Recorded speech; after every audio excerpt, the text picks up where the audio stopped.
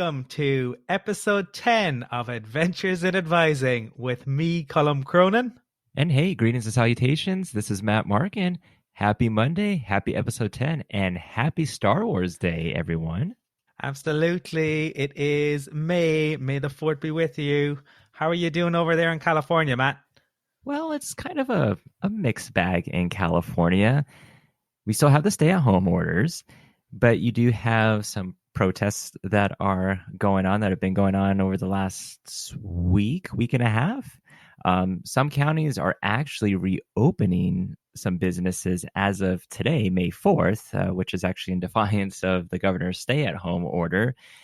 Some beaches are open while there's a lot of the beaches that are closed. The governor actually did say, though, that we are days and not weeks away from potential changes to the stay-at-home order. So didn't really say if it's positive or negative, but we're led to believe there could be some loosening of some restrictions. So we shall see. So for the next podcast, I'm sure we'll have definitely some updates regarding that. School-wise, my downtime right now is on the weekends, because during the week we're ramping up for summer registration, fall advising, and of course new student orientation. It's basically been more coffee during the week to stay caffeinated, I'll tell you that much. This last week, though, was in my student appointments. I had more students saying how they miss school, and they're missing the interactions. They don't necessarily miss the driving the campus or the commuting part. That part they still like being at home, but they are missing not being actually in class. So, and I'll tell you, for me too, it's nice seeing students virtually over these last like 5-6 weeks that I've had appointments, but I am missing being in the office and talking to students. So, that's for real. Yeah, completely. I think, we miss that interaction, and even seeing somebody else's face and having them talk back to you makes a difference, I think. How are things going over there with you? So we had an update yesterday, and they laid out a roadmap, I guess, to recovery. So right now, the restrictions all but remain in place up until the 18th of May.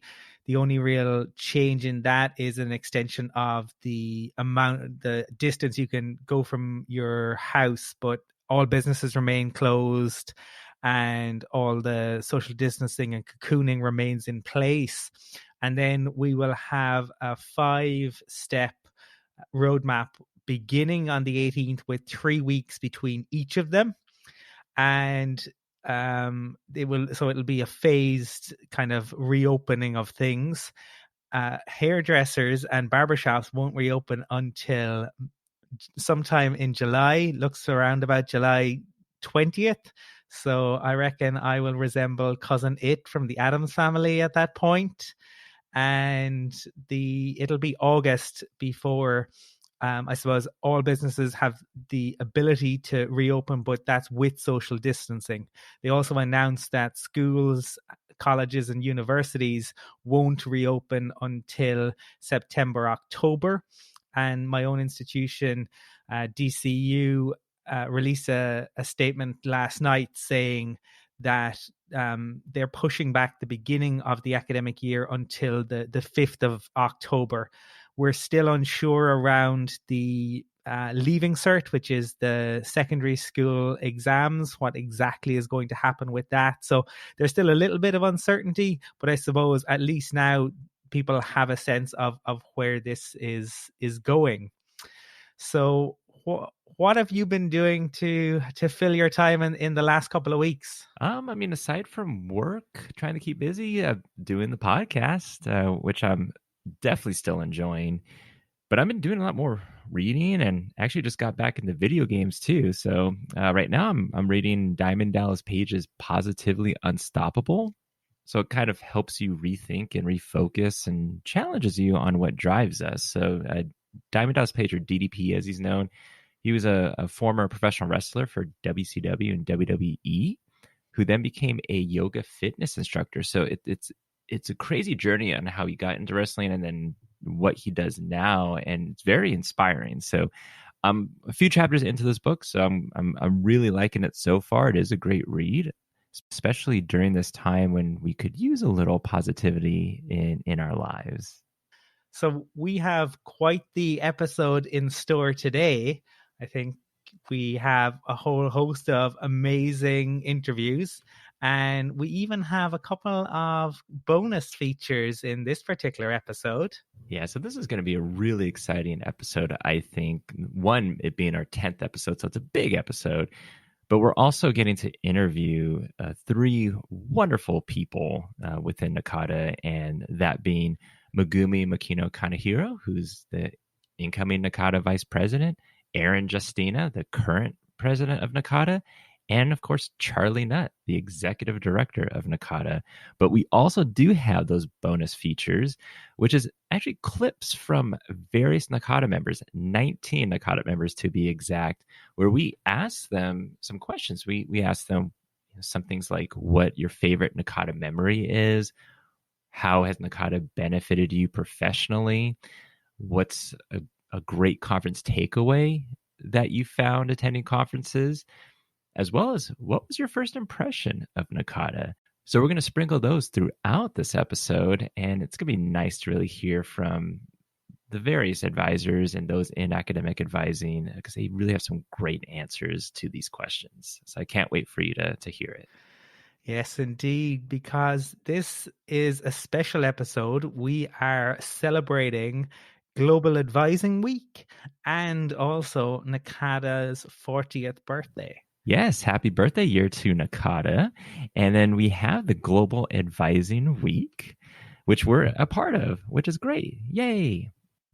And yeah, so with the Global Advising Week, it just started yesterday on Sunday with a few posts from NACADA, from UCAT. There was a NACADA executive office video, a UCAT video where they shared their recipes for advising success, as well as a webinar of sorts of how to get the most out of your NACADA membership. So a lot of cool things that are spread out throughout this week. So I really hope you get to check all of it out. Yeah, it promises to be a very exciting week, and I think there is plenty to celebrate. And maybe that's the best way for us to open the podcast, really, is by sharing the responses of some advisors to the question that we posed. Fantastic idea. Yes, we have lots of memories from NACADA, but what is yours? Can you just pick one? So we asked a few NACADA folks. We asked Quentin Alexander, Sherry Souza, Casey Self, and Lynn Osicki that question: what's your favorite NACADA memory? And before we get to that, just to let listeners know, with Sherry Souza, she is now the first guest who's made an appearance now 3 times on Adventures in Advising. So it is a record, and we might have a prize for you, Sherry. I don't know. Maybe it's just bragging rights, but I think that's really cool, though. So congratulations.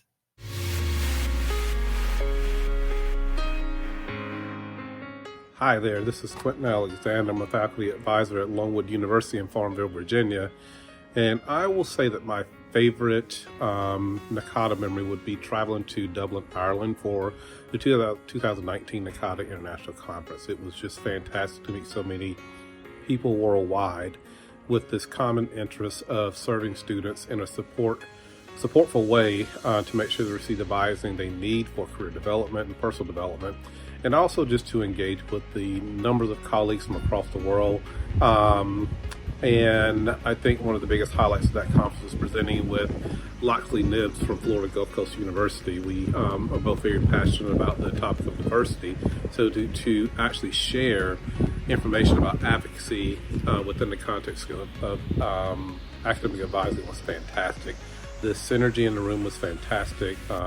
It was just a 1-hour conference, so many people stayed after. A 1-hour session, many people stayed afterwards to talk to us about this.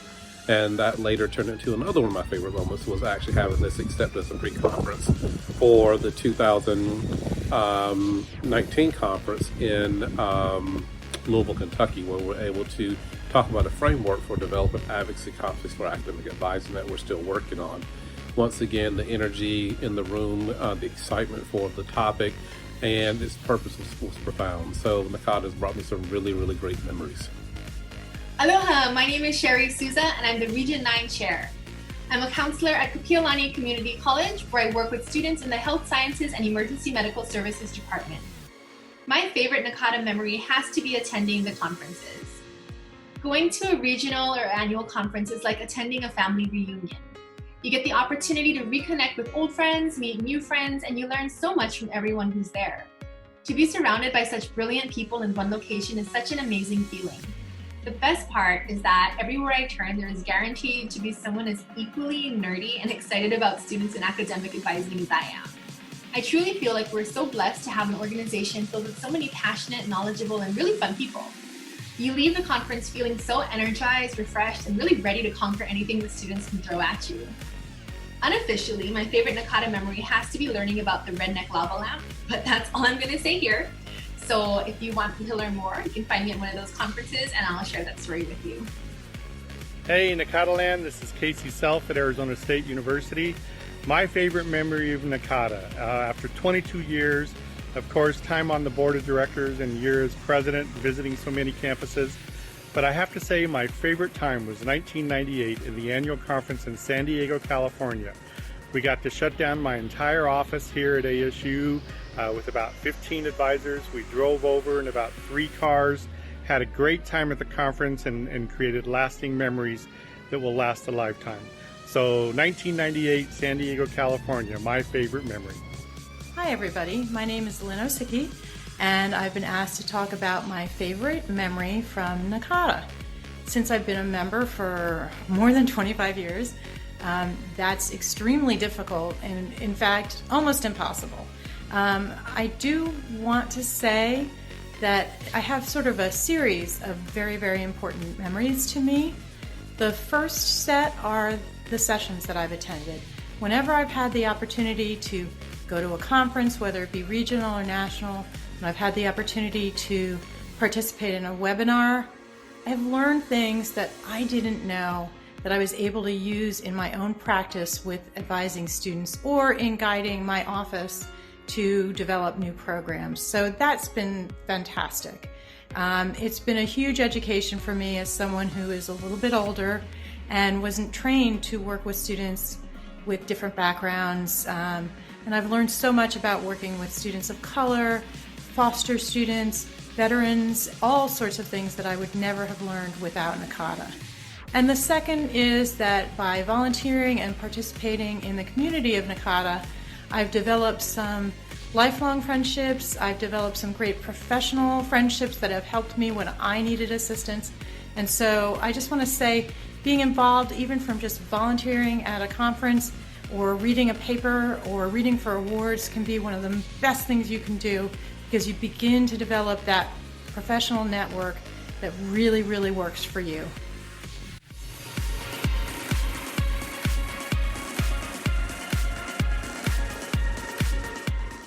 I think it was really lovely to essentially, begin this by hearing about people's favorite memories and some really lovely moments within that.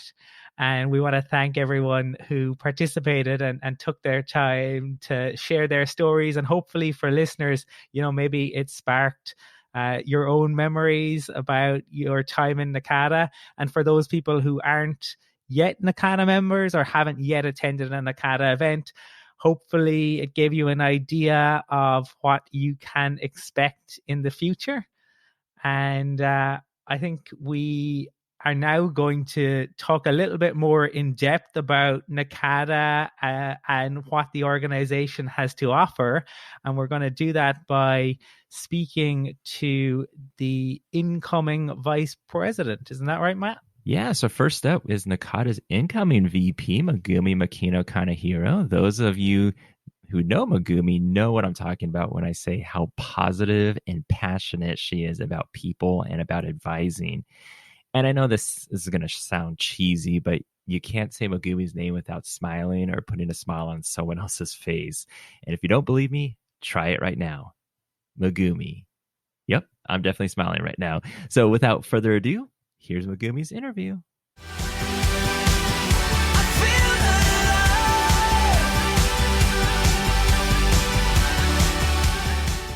So our first guest is Megumi Makino-Kanehiro, who is the director of the Manoa Advising Center and Advising Office for Exploratory Students at the University of Hawaii at Manoa. She earned her PhD in Educational Psychology from the University of Hawaii at Manoa. An academic advisor for over 18 years, Megumi has been active in NACADA in various capacities, including regularly presenting on peer advising and supervision and serving on committees such as the Equity, Inclusion, and Diversity Working Group, the Core Values Task Force, the Annual Conference Advisory Board, and the Global Awards Committee. She also served in leadership capacities and served in the peer advising and mentoring advising community as chair, for which she was awarded an Advising Communities Division Service Award, and on the Advising Communities Division Steering Committee as a cluster representative. Megumi currently serves on the NACADA Board of Directors and will serve her final year on the board as vice president. Megumi, how are you? Aloha, and thank you so much for having me. And congratulations to both of you on your 10th very prestigious podcast. I'm so honored to be here. Thank you. We're delighted to get the opportunity to chat to you and on our 10th episode. So how are things with you? How are things right now in Hawaii? We just were issued, the governor just issued, I should say, an extension to our stay-at-home order till May 31st. And so, like most of the nation, we're scrambling a bit. We face some unique challenges, being that everything that comes to Hawaii gets shipped to Hawaii. And so I know initially there was concern about shortage on essential items, such as one of the ones featured in Matt's recent video, the tossing of the paper, I should say. And you'll know what I'm talking about if you saw that one. As far as our students go, one of my main concerns is that Hawaii has a very high cost of living. And I guess there's been concern on the part of students. We have some who have remained here, some who have gone home. It's been very interesting because, as you know, Hawaii, again, is unique in that there's an ocean separating us and the rest of the states. And so in terms of making decisions, a lot of them are making decisions based on finances, but also the fact that a number of them work in the food industry and have lost their jobs makes it difficult.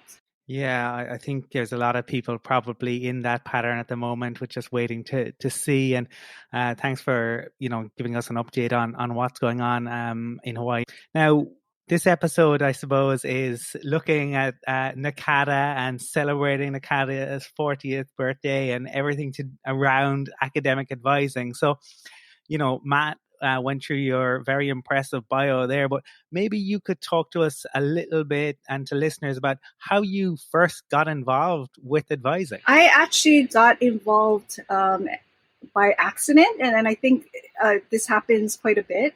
But I was working on a project with a colleague, and she, it was kind of love at first sight with advising, because there was a situation in which I had to go and ask her a question about something, and she had an office that had a glass window, and I was able to peer in, and I noticed that she was sitting there with a student. She was an advisor, and so I stood there, and I realized that I probably shouldn't be standing there. So I turned to go, but there was something about their interaction that just drew me in, and that was so powerful. And I could tell that the student was hanging on every single word that she was saying, and it was so powerful. And I was dying to know what that was. And the weird thing is that as she was talking to him, all of a sudden I saw her eyebrow just go up just a bit. And I knew that she had seen me. And I said, "Oh God, that's weird." And I left. And then she caught up with me later and she said, "Hey, I saw you." And I said, "Yeah, how'd you do that? Is that like a superhero, a Spidey function? I don't know, whatever that is." And she said, "Well, no, I noticed that you were at the door and, what's up?" And I said, "Well, before I tell you what I really came to talk to you about, I want to know, and I understand you might not be able to tell me details, but what were you talking to the student about? Because it looked earth-shattering. It looked amazing." And she just kind of laughed and she said, "No, we were just talking about registration and what courses they should take." And I said, "Wow. So tell me a little bit more about what advising is." And that's how I got pulled in. So can you talk about your trajectory in terms of advising becoming director? Sure. It happened quite instantly, I would say. I was just asked to establish a new advising center on campus. And so my boss, Dr. Ronald Canberra, called me into his office and said, we're thinking of starting up this new office for exploratory students. I said, great. And he said, and it's going to have all these students that you're going to work with, and we want to have mandatory advising, and we're going to look at mandatory declaration of major. And I said, great. And he said, and you're going to supervise folks. And I said, oh, not so great. Because that wasn't something I aspired to do. It's not something that I saw myself doing. I was used to being a worker bee. I was not used to kind of leading the charge for others. And what's interesting is that's now become my most favorite part of the job. It's really interesting working with individuals, and I pride our office, Manoa Advising Center, on having the most diverse folks on the planet who come from very different backgrounds and very different perspectives. And so Myers-Briggs, Harry Potter, any test of, DISC, we've taken them all, and we all fall along the spectrum. So we equally represent different views, which I think is very powerful and makes it a really good office. And so you mentioned Harry Potter. So what house would you fall in? If you had to guess, what would you say? How about if you had to guess mine? That is so hard. I don't know. Well, you definitely have the magic. You and Colum, with the podcast and with all your creativity, you guys definitely have the magic. But I don't. Oh man, I'm not sure. And if you can't guess, I'll tell you. Yeah, you gotta tell me. Slytherin, actually. No, really? Yes. Okay. Okay, that's very interesting. Now I feel like I know a whole heck of a lot more about you. So good to know. I don't know if that's a good thing or not. And I'm Hufflepuff, so clearly. Yeah. Colum, what are you? I don't know. I have, I suppose, lived on the outskirts, working with students. I have lived on the outskirts of the Harry Potter world for. Is it decades at this point, or is it plural?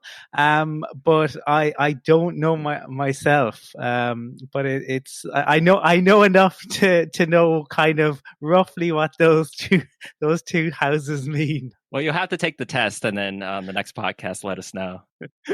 Megumi, since you were talking about your advising center and being director there, can you talk about with specifically your advising center, what kind of student populations that you advise? So we advise exploratory students through all 4 years. We're trying to, of course, basically bring down our population of super seniors, and so we're trying to move towards mandatory declaration of major earlier on than what is happening now. I personally we see exploratory students in our 6 different paths in exploratory. And my role in the office is very different. I'm kind of the vice principal, so to speak. So I work with the students who are having academic difficulty, who've been below a 2.0 for 3 semesters or more, and the students who have over 90 credits. And so, but I really love my work, and it's very rewarding. Megumi, I know that you had a lot of involvement in a lot of different things, but maybe how you initially got involved with NACADA. Yes. Would be interesting to hear. At our campus, we are very fortunate in that some of our positions on our campus for advisors are tenure track. And as a result, one of the things that we are required to do is we are required to present or publish or do those types of activities. And I have to be honest with you, public speaking is not one of my favorite things to do. And so I very begrudgingly, I remember, went to my first conference. And I walked in, I'll never forget, and it wasn't necessarily the opening, which, as I'm sure you both are well aware, can be very staggering. But it was just the realization of walking into the room in which I was going to present with two others, that my heart just dropped and I almost fled in terror. I almost didn't make it because I was just so surprised. Just with the enormity. I think you folks talked in a previous podcast about the difference between international, regional, and national or annual. I'm sorry. Old habits die hard, old wordings die hard, unfortunately.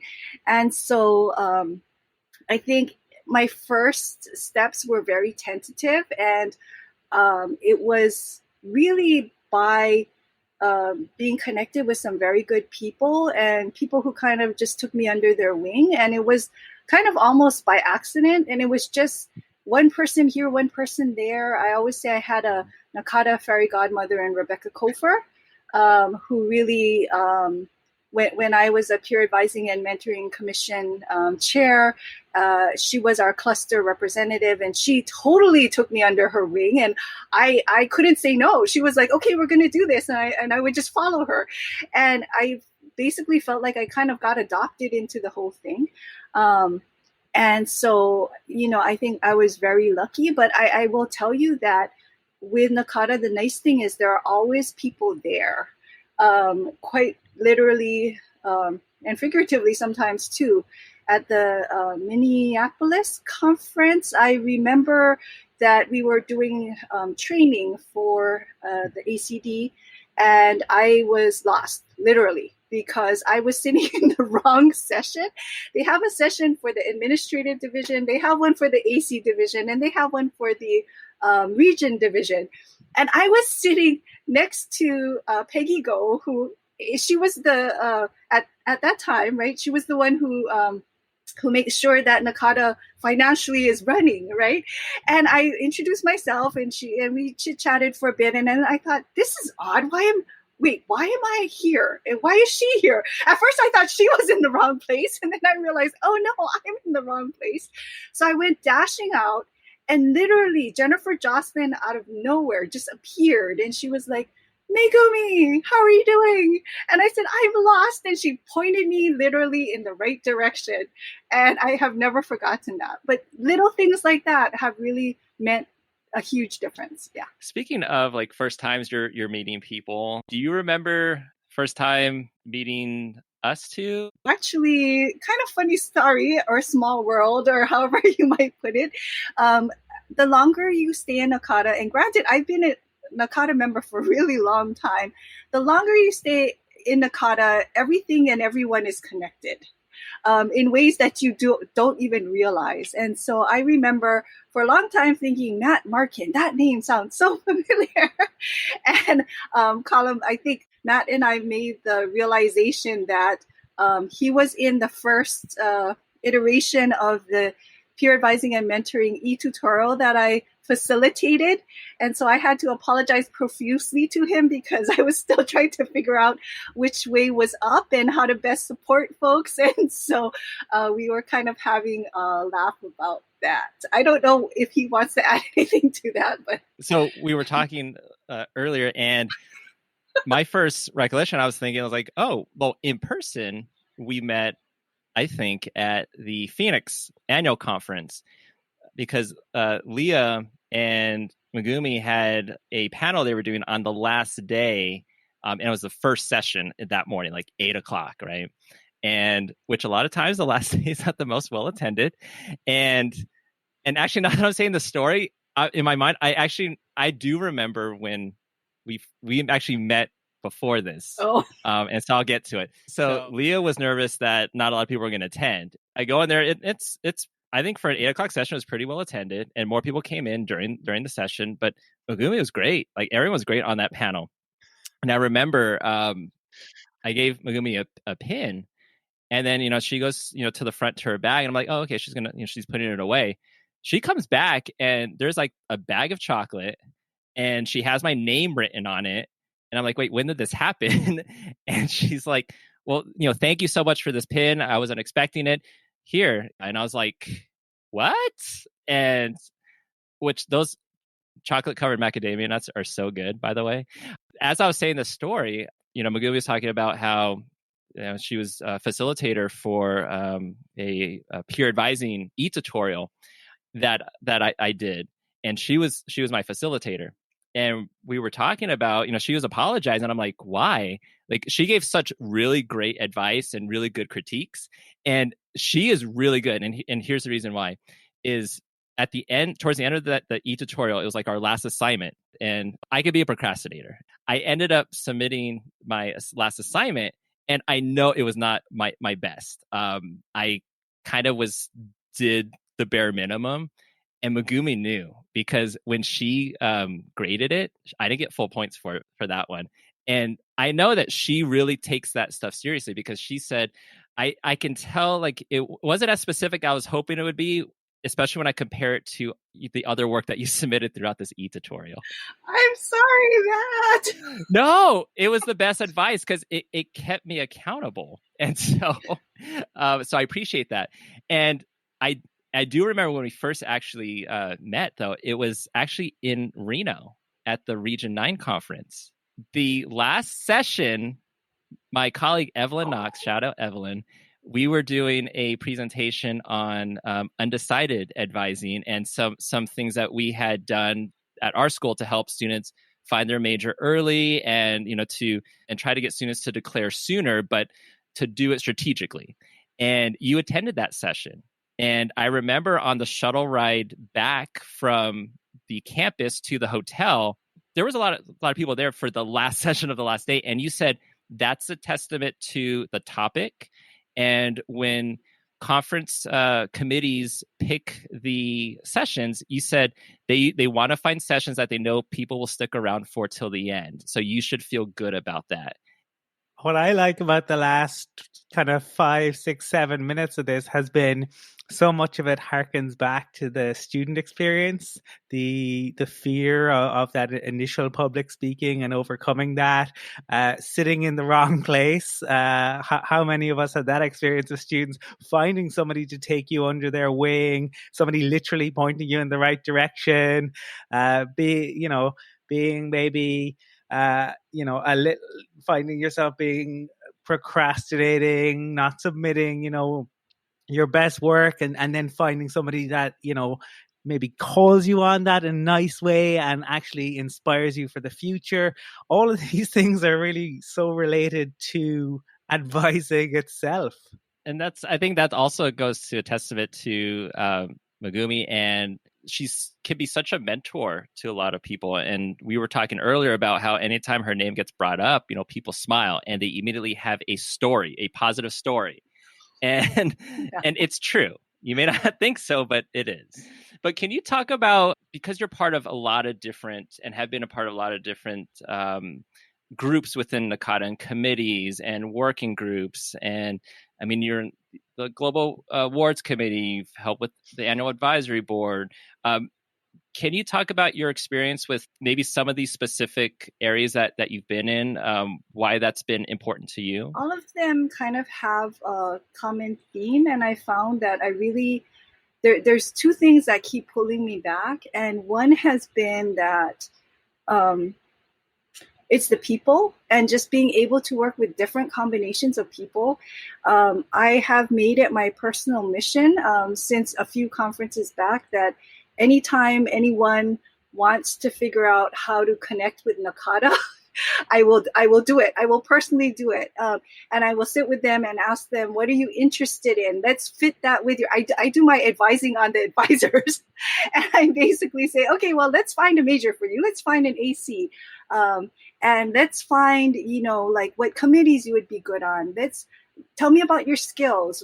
How would that tie into what NACADA is offering, and how can you, I think you folks said it brilliantly in your first podcast, actually, where you said everyone has something to give and everyone has something to share.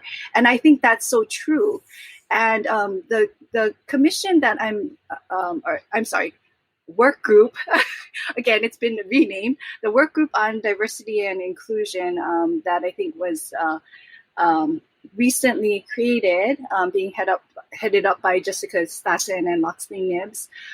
So in terms of the working group, it's really important. And the reason why it's so important is that NACADA becomes stronger with every person that joins it, every new perspective. I've learned so much from the people that I've had the honor really of serving with and working with and meeting at different conferences. Sometimes I meet a person just once. With Matt, apparently we've met over and over and neither of us remember. But that's okay, right? But, it's like sometimes I just meet one person in passing, and it's so interesting how the ripples kind of go out. But really, we need everyone at the table. This is so important right now. I'm so happy. I thought that the formation of the then task force was a huge step in the right direction in terms of getting us to where we need to go, because I really feel that NACADA is wonderful, but it can be so much better and stronger with everyone's voice. And so that's why I really think that that's an important step that we're taking.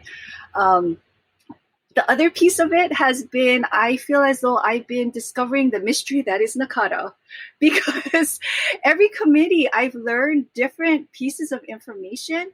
And one of those personality tests, one of my categories is learner. And I really love to learn things. I'm that person on when they have tours of different places that I'm taking notes and taking pictures feverishly, and people are like, "Are you doing this for a project?" And I'm like, "No, I just want to remember everything," And so they're like, "Yeah." So it's just, that's just who I am, and so I really love. For example, one of the biggest mysteries to me is, what is NACADA? And I remember as incoming or a board member being onboarded, arriving in Manhattan, Kansas, and falling in love with it, because it's really that sleepy little town, and it's so different from Hawaii and from what I know. And so I was just so enchanted with everything. And I remember thinking, okay, I'm gonna go see where NACADA is. So I walked to NACADA from the hotel, got good exercise that day, and basically, as I was going there, I said, "Wow, okay, NACADA has this building." And I thought, it's not as big as I thought it would be for some reason, whatever, I was like, oh, okay, well, maybe, they have additional buildings, right? Because considering the amount of stuff they pull off and how many volunteers that they're coordinating, and, the staff must not fit in this, building. And so then I walk into the building and there's an elevator, and I'm like, wait, why? There's all these other departments. NACADA has like this one floor and this one office number. What's going on? And I walk into the NACADA floor, and I was floored. I could not believe. I mean, I know that a lot of national organizations of our size have entire buildings, like skyscrapers, dedicated to them with hundreds of workers. And it's just always shocking to me how much the executive office can pull off with such a small staff, and so that was one big NACADA mystery. But I find mysteries as I go, and I'm really interested to find out as much as I can about NACADA, because I think it really offers so many wonderful opportunities for its members. Yeah, and I think a testament just to the way in which NACADA inspires its members to get involved, that it's the people, it's not the place, and I suppose you've been very generous to share, how you got into advising, how you initially got involved with NACADA, your involvement in some of the committees. Maybe to hear some more of your NACADA stories. Are there any particular highlights or moments or stories that you can share, that the memories from conferences or NACADA, any NACADA events that you've been involved in that stand out to you? There are just so many. I can't even. What I can tell you is that my mom. So this was the most interesting observation. Is that my mom asked me at one point, she saw all my pictures on Facebook, and she said, "What happens at these conferences?" And I said, "What do you mean?" And she said, "You look so happy." And I said, "What what are you talking about? I'm so stressed out and worried about the presentations and all of this. But the fact that she said it so strongly, I went back and I looked at the pictures and I realized, wow, yeah, I feel alive. I don't always have the best sleep at NACADA conferences, but it's this wonderful opportunity to see folks. I'm actually an introvert. I consider myself an extreme introvert, but I really feel as though NACADA has kind of nudged me, and so at NACADA conferences, I manage to actually sometimes pass off as an extrovert, but I have to recover afterwards. And sometimes I need to, as Karen Archambault recommended, give yourself permission to kind of be the introvert and like maybe eat dinner by yourself in one night just to recharge. Like, it's okay to do that. I just love that. There are so many little kind folks in NACADA, both the members, the EO, even just I'm not holding out on you guys. I just have too many stories. It's like I can see all these faces, I can see all these experiences, and it's just this rush of appreciation and thankfulness for everyone who makes NACADA part of their life, I guess, is the best way of putting it. Tying to that, we did ask listeners to submit questions. This one's an anonymous one that was submitted. And I think this one fits perfectly to tie into this is, Charlie Nutt often mentions that NACADA is a family. And a lot of times he has the hashtag NACADA family. Can you share your own NACADA family story, or maybe when you first felt like NACADA was a family to you? I think everybody comes into NACADA in different ways. Some people, join different committees or at different levels. So regional level, administrative, AC. But I have to say I think maybe the first time that I really, truly felt that way was when I was a peer advising and mentoring commission chair. I had there used to be a competition where you would do kind of like informational presentation, kind of a more creative presentation, and kind of just the overall. So there were 3 different categories. And it was just in fun, but it was to encourage everyone to kind of do their best, because the posters or the presentations are used to promote the commissions, what used to be called the commissions and interest groups, now the ACs. And I remember thinking, okay, well, information, I can work on it, but right now I don't have the time, to be honest. And, conference is tomorrow. And I ended up just deciding, you know what, I'm just going to be myself. I'm going to do what I do. So I ended up, and this was in Vegas, I think. And what I ended up doing was I ended up plastering our poster with pictures of peer advisors. And I ended up using lights. And I think no one else had thought of that before. And as a result, I won that. And I remember feeling just stunned when they came up and gave me or announced it and gave me a hug. And I just remember feeling so accepted as who I was, because I was like, wow, I'm being me. And they like me for me. Like it was just such a warm feeling. And it was just, and the other chairs were coming and like, congratulations. And that's great. And, and as a result, some of them, like Kyle Ross, for example, came up to me and we started joking about it. He's like, you're going to pull out lights on me. What is this? And we made this pact, like, we're never going to like do more than 4 presentations at any given, because we were comparing, and we're saying, oh, wow, we had a business meeting and we had this presentation and that presentation and this. And we said, we're never going to do it again. We pinky promised. We both broke that rule. Of course, right? But that's the kind of magic that happens. I remember hearing about how you and Colum were put together quite literally by Charlie, right? He's like, you two need to meet, boom, And it's that kind of just people reaching out to each other and meeting each other. And yeah, anyway, I guess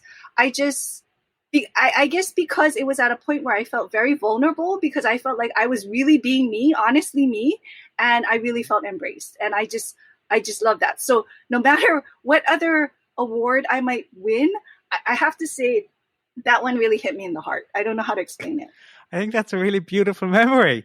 And I think that just speaks so elegantly about, being yourself and getting the recognition for that. So thank you for sharing that with us. And Matt, were there any other questions that we received for Megumi? Yeah, and so this one I think ties in because you were mentioning about the ACs.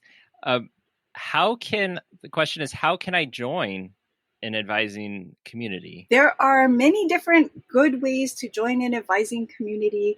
I realize that not everybody makes it to the conferences, and who knows at this point when we will have our next in-person conference. A lot of times at the conference, a good way to join would be to attend a business meeting. And the first business meeting I attended, I didn't attend because I walked in and I didn't know anyone. And I was really freaked out, and I turned around and I walked out. True confession, okay? Don't tell anyone at NACADA that I did that, but I did that because I was so overwhelmed a little bit.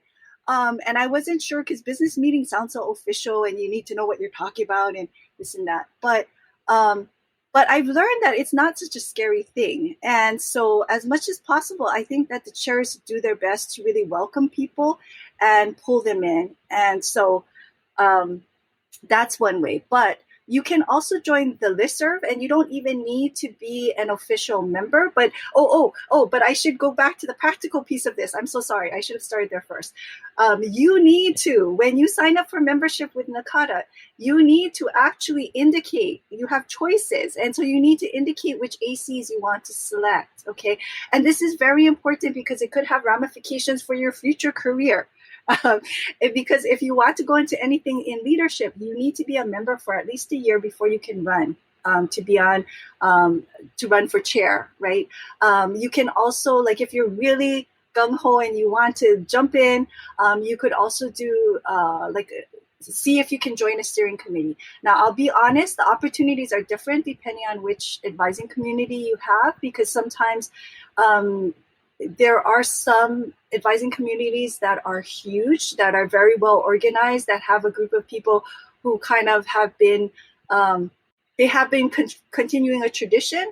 There's others that are brand new, like this year, I'm so happy that we're having a social justice advising community, for example, but I think a lot of it, some of it is timing, but a lot of it is just throwing your name in the hat. You could also read proposals for an advising community. There's many different ways that you can join in NACADA, and that's why I love it so much. I guess it's kind of an extension of what I do at the University of Hawaii at Manoa, because there I tell everyone, and this might be another Harry Potter type reference, but I kind of say we're like a train station and we help everyone get on the right train and pick the right major. And if you're on the wrong train and you realize you're not on the right one, just get off and then we'll find you on another train. It might take you a little longer, but that's okay, right? But same thing with NACADA. It's kind of like, there are so many trains leaving the station of NACADA. There are so many opportunities, whether it's writing, research, leadership positions. There's so much there. I can't even, and it just keeps growing every day. Every time I open my email and I'm like, wow, there's new opportunities. So this morning I woke up extra early and watched, the Global Connection, two of the videos, but there's just always new things added and new ideas. So we have another question. This one actually is from Leah Panganiban from University of Washington. So Leah wants to know, there was a NACADA Inclusion Engagement Task Force that was created. What is the goal of this task force, and what are some of the initiatives that the task force is working on? That is an excellent question. And I know her, so I thank her for the question. I think maybe the best thing to say at this point is that, as with many things, things have gotten a little sidetracked due to the coronavirus crisis. And so we were kind of getting organized. I'm the board, one of the board liaisons, along with Michelle Ware, and the group is a phenomenal group. They've been having a lot of discussions, and the nice thing is that Executive Office really has extended resources, time, and energy in terms of making sure that the group can get the kind of support it needs to do the work it needs.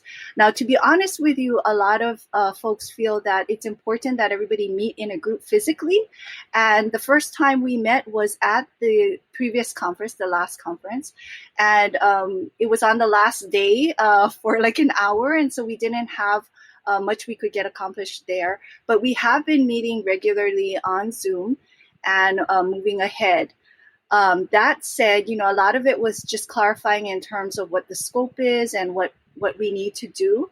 The group is very invested in terms of looking at NACADA as a whole and kind of rethinking all the possibilities, what could help to benefit, what could help to improve. And there have been discussions about creating safe spaces for everyone and how important that is. There really is a lot going on, but I also don't want to get scolded by the chairs in terms of overstepping my bounds in terms of what we are or are not doing. But I will say that they are keeping us on track, and we will be reporting in terms of what as things develop. So stay tuned, because a lot of exciting just the brainstorm, I have to tell you, I was so impressed with. There were so many ideas, and I know that this is going to be a massive effort, and it's going to take all of us, and it's going to take small actions and big initiatives and small initiatives, and simple just talking to each other and asking more questions. And there's a lot of work ahead, but I would say at this point, I don't think I can. I don't think I can concretely say, because a lot of it is, as I would say, percolating. So yeah, it's going to be a continued work in progress, but a lot of hard work ahead. But if anyone can do it, it's NACADA members. That's for sure. I know Colum and I were talking earlier, and for one, we just want to say congratulations on becoming incoming vice president of NACADA. Thank you. And related to that, we were interested in knowing what are you most looking forward to in this new role, and what kind of goals are you looking to accomplish? I'm really so excited because, again, it allows me to work with people. I think one of my primary tasks is going to be to help facilitate serve as liaison between the council and the board. And I enjoy working with different people. And a lot of the folks on the council coming up, I'm so excited because all the folks who are there, I know they're going to achieve great things, and so it will actually make my job very easy, I think.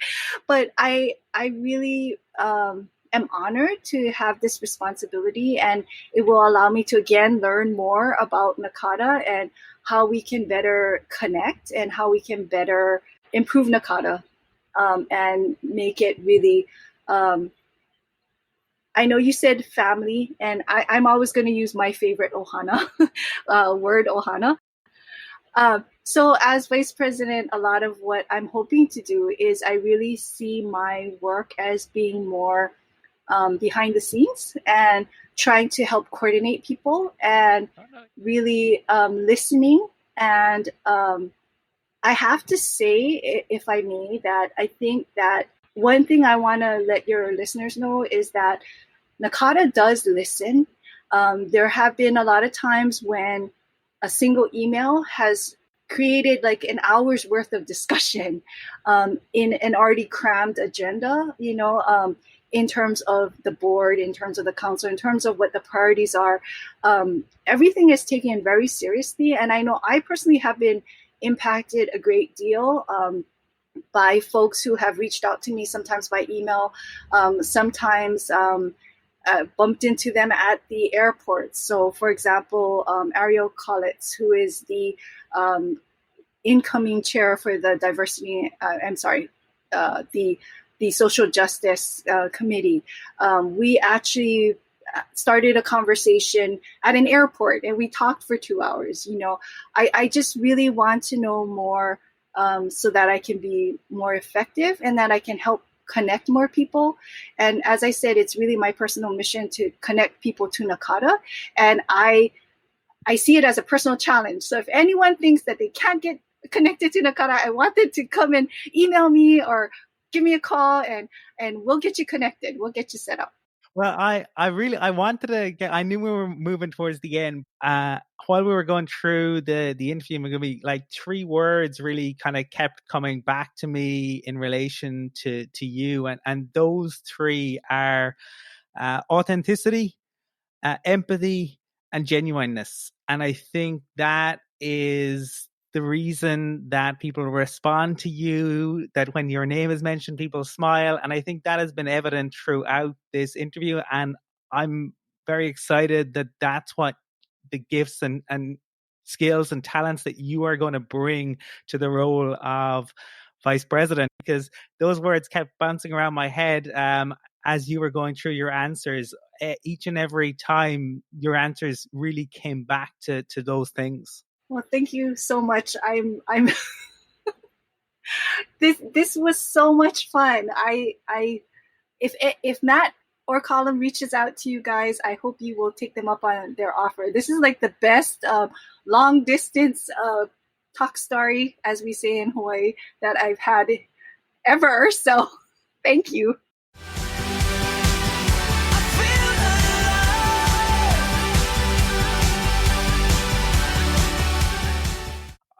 I had so much fun on our chat with Megumi, even though my internet kept cutting out.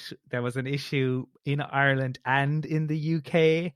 And so appreciate the patience of Matt and Megumi. But I thought she was just so warm and friendly, and she is just a wonderful way of offering insight and a whole lot of fun, I felt, Matt. Yeah, so what you may not know during the interview by listening to it was that 2 times Colum's internet went out during the interview, and Megumi and I were like, what happened to Colum? But I'm glad the internet worked again and you could rejoin us. I was like going to say it just vanished. One of the good things in, I suppose, with this is the ability, hopefully, to take out the fact that it gives you two tracks, so you can take out any of the me in the background. Yep, that's the power of editing audio. And now, following that, we have a group of advisors who are going to share their best conference takeaway. And I think this is another really interesting segment, and I guess hopefully will allow listeners to ruminate on, their memories of going to different events and different conferences, and what we take away from those events and what we bring back to our campuses.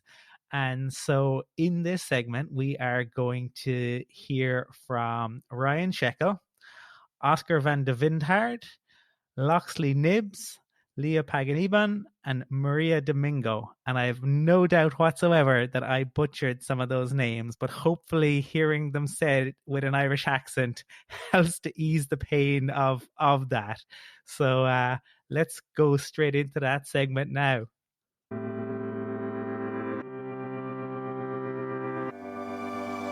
Hey y'all, my name is Ryan Shekel. I'm Assistant Director for Pre-Professional Health Careers at Texas Tech University in Lubbock, Texas. I've been in advising since 2002. And my best conference takeaway is a realization that, I don't know, maybe it took me a little longer to figure out than others, but it was a realization that the energy and excitement and thoughtfulness I felt leading up to and during a conference didn't have to be limited to that week or that city. It takes intentionality, for sure.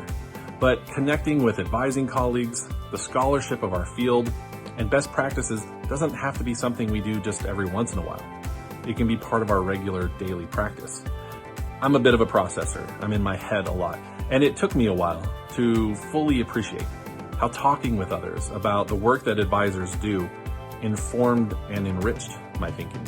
And that was during conferences.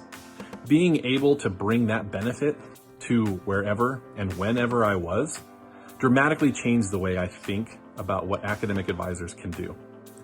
Whether via published advising scholarship, advising Twitter chats, connecting electronically or in person with advising colleagues, I can recreate a conference-like experience, admittedly at a smaller scale, anytime I want, and in a much more cost-effective way. My best conference takeaway was figuring out how to keep the conference going. Hi, my name is Leah Panganiban. I work at the University of Washington, and my best conference takeaway is that you actually don't have to attend 100% of the conference. The first few years I went to conferences, I tried to go to every single session, and then I realized the benefit of actually just talking and networking with people in between sessions. There's something to be said about walking in downtown Phoenix or Louisville or wherever it may be and getting to know somebody both informally and learn about them both personally and professionally. So that's my best takeaway. Hi everyone, my name is Loxon Nibbs and I'm at Florida Gulf Coast University in Fort Myers, Florida. I have to say that one of my best conferences was last year's annual that was held in Louisville, Kentucky, where we had Dr. Tyrone Howard as our keynote speaker. Dr. Howard spoke about diversity, inclusion, engagement, and about marginalized population and the need to make them feel important and included as part of the institution. He opened a conference with that on a Sunday, and the Monday he had a part two, and I felt like I didn't get enough and I had to go back and see him. The things that I took away from that conference, I brought back to my institution and tried to incorporate that in my advising practices. I also shared the information with my colleagues as well, and also the members of Team Natural Sciences who I work with on a daily basis to ensure that our students feel as part included and engaged, and the importance of diversity when it comes to advising.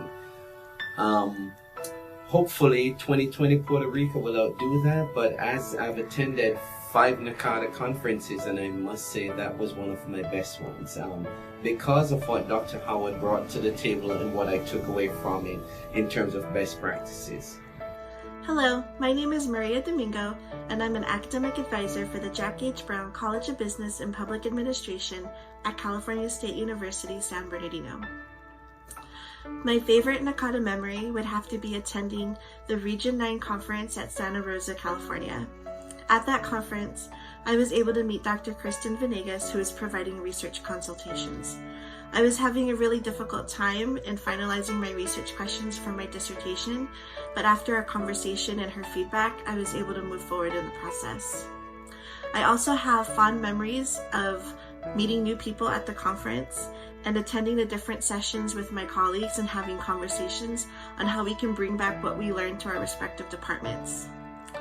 And finally, being able to go to the Charles M. Schulz Museum was so much fun. I'm a big Charlie Brown fan, and being able to see the different artwork on display was phenomenal. Thank you for letting me share my favorite NACADA memories with you all. Stay safe and happy 40th anniversary, NACADA. Hello, my name is Oscar van der Wijngaard. I'm with Maastricht University in the Netherlands. And the best conference takeaway for me is always the energy and the inspiration I get out of it. Being together with a group of people for 3 days or sometimes more, and listening to everything they have to say and share about what they do, and sharing what I'm doing with others, new ideas and insights, exchanging ideas and information, or sometimes just sitting back and reflect upon sort of the interesting challenge that advising can be. And the wonderful thing is we're all doing this coming from different backgrounds, and it truly is an exchange of perspectives. Listening to someone talk about advising with a certain idea about what student success is about that may be different from mine is inspiring, because it makes me think both about my underlying values and about what I do. So that's wonderful about it, and that's what keeps me sort of going back to these conferences. NACADA, congratulations.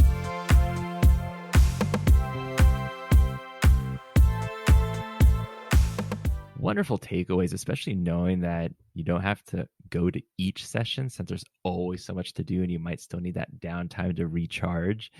But one of the best conference takeaways for me has always been meeting you, Colum. And I think that's where now we'll cue the track of the audience saying, "Aw." But seriously, doing a podcast and being 10 episodes in, how cool is that? Absolutely. And here we are 10 episodes later into the podcast, and I don't even know how many videos we've worked on together. So definitely I would concur. We really put the theory into practice. And I suppose that's partly what we're going to talk about in our next in-depth interview, which is with the current NACADA president, Erin Justina. And she was kind enough to take some time this week to have a chat with us from her home. Yeah, Erin is another fantastic person who just has such a wealth of knowledge and is so supportive. I mean, one of the areas she's big on is workplace culture. And in this interview, you'll be able to tell how she always wants to bring the best out of everyone and have everyone's voice at the table. So let's dive right in. Look for the good in everything. Mm-hmm. Look for the people who will set your soul free. All right, and we have Erin Justina. Erin's 20 years of experience in higher education, has transversed student affairs, undergraduate education, and academic affairs. She has directed experiential learning programs, advised students with disabilities, taught and mentored students returning from probation and suspension, and promoted and facilitated advisor training and professional development. Erin has been an active member of NACADA, the Global Community for Academic Advising, for more than a decade and currently serves on the NACADA Board of Directors as president. Hey, her presentations, invited talks, and publications have focused on the role of creativity in teaching, the professional identity of academic advisors, workplace culture, and mentorship. Erin, welcome to the podcast. Hi, thank you, Matt. Colum, thanks for having me. Delighted to have you join us as we celebrate the Global Advising Week and NACADA's 40th birthday. I suppose, everybody, I imagine you are dealing with the COVID-19 situation. So how are things at your institution and what's it looking like for the summer and maybe the fall? Or have you guys any idea of what it looks like as yet? Yeah, I mean, I think we're holding up pretty well. I'm at a graduate and professional school right now, and the transition to online has gone pretty smoothly. Of course, we've got some situations where people are in clinicals or internships and things of that nature that can't be always 100% done online. And so we're handling those situations. Those students may have to finish a little later on than they wanted to, but we'll get them all graduated this spring. And it looks like we're going to stay online for the summer, hopefully with a lot of things that we've learned between now and then as far as the hiccups that have occurred and grow from that. And for fall, we're still thinking about that and how that's going to look. Again, we do have students that are out actually on the front lines fighting COVID. And so there's a real need to continue to graduate the types of students that we work with and get them into the workforce. So everybody's, of course, pulled together in amazing ways. I'm not sure on your campuses you all have stories of the ways people are collaborating and being inventive. And I mean, that's pretty refreshing to watch. Yeah, I think creative is probably the right word. I think we've all adapted at such a fast rate in terms of to help out our students, to make sure there's resources available. I mean, we're learning new things we never thought we'd learn. So new skills, and it's been pretty amazing to watch that, when we're up against the wall, we make things happen. Yeah, we may be fatigued, but we never stop. And then with it being NACADA's 40th birthday that we're celebrating, the Global Advising Week, what does that mean to you? Man, it's kind of surreal, right? To think about 40 years. I've been involved, I don't know, a decade and a half or something at this point. And just to think about where we've come from and where we're going. And again, COVID throwing a little hiccup into even how that looks, right? Our future even there is going to need to be re-envisioned. But it's really exciting to see that we're, having this global week and really celebrating the profession. It's been a long time coming. So as a field, we've kind of starting to grow into ourselves, I think, and get, research and scholarship and practice kind of all wrapped up in a nice profession. And we get to celebrate that and thank advisors, especially during this time of, exhaustion and challenge and all their agility, and really get a chance to highlight their work. Yeah, I think that's it. I mean, everybody is dealing with new and unique challenges. I've been working in higher ed for 15 years now, and I usually say I'm never shocked, but frequently surprised. And I think that is definitely the case in these times. Now, Matt read a really interesting bio of yours, Erin, and I think it would be interesting for listeners to maybe, if you could talk us through your journey into advising, and how did it begin? What was it that sparked the interest, I suppose, in advising for you? Sure. So I think, like many of us, or at least more so, when I was getting into higher ed, I fell into it. I finished graduate school and needed a job, and there just happened to be an opening. For me, I actually started advising in disability services. And so that's where I spent 10 years of my career, was working with students one-on-one in a center for students specifically with learning disabilities and ADHD, which was amazing. I mean, we got to spend 30 minutes at least with every student every week. And I mean, most advisors in a traditional role, especially at a big school, like I was at Texas Tech University, just does not happen. And so it was such a gift to be able to advise those students in that manner. So I kind of laugh. Sometimes people are shocked to find out I was never a real advisor, real in quotes, of course, in the sense that I wasn't in an academic program. And I never served in that capacity. So from disability services, I moved on to the experiential learning aspect of our university. And since then, I've moved on to be an assistant provost for student affairs. But within the time that I was kind of growing in my career, and very quickly, in my very first year on the job, got involved with NACADA. I had a colleague that let me know about it, and we went to conference, which I think is how a lot of people get into NACADA, right? They come to a conference and they're like, oh my goodness, that's what this is. And so that was my experience. And I mean, from the moment I started, I was volunteering and getting involved. It's just my nature. But that's when I sort of got into the niche of really caring about the identity of advisors, especially since mine was often questioned, right? That I wasn't really an advisor. I really got really intrigued by, what does it mean to be in this profession? What is our identity in this profession? And how do we grow as professionals and as a profession? And so that's kind of been the track that's run throughout my entire career, both on my campus and within NACADA. So I'm kind of a odd duck, I guess. Well, you were mentioning there that once you got into NACADA and the conferences, you were volunteering because by nature you do that. And I will say that with Colum and our experience, we've asked you to volunteer to help out with some things, some projects that we've worked on, and you've been on it. So you helped us out with our toilet paper challenge video, which we appreciate. You also got some of your staff involved in one of the music videos that we did, which that was one of my favorite parts of the video, I will say. And then I will say, if we go into the first time, I want to say the first time we met was at the Louisville conference. I could be wrong.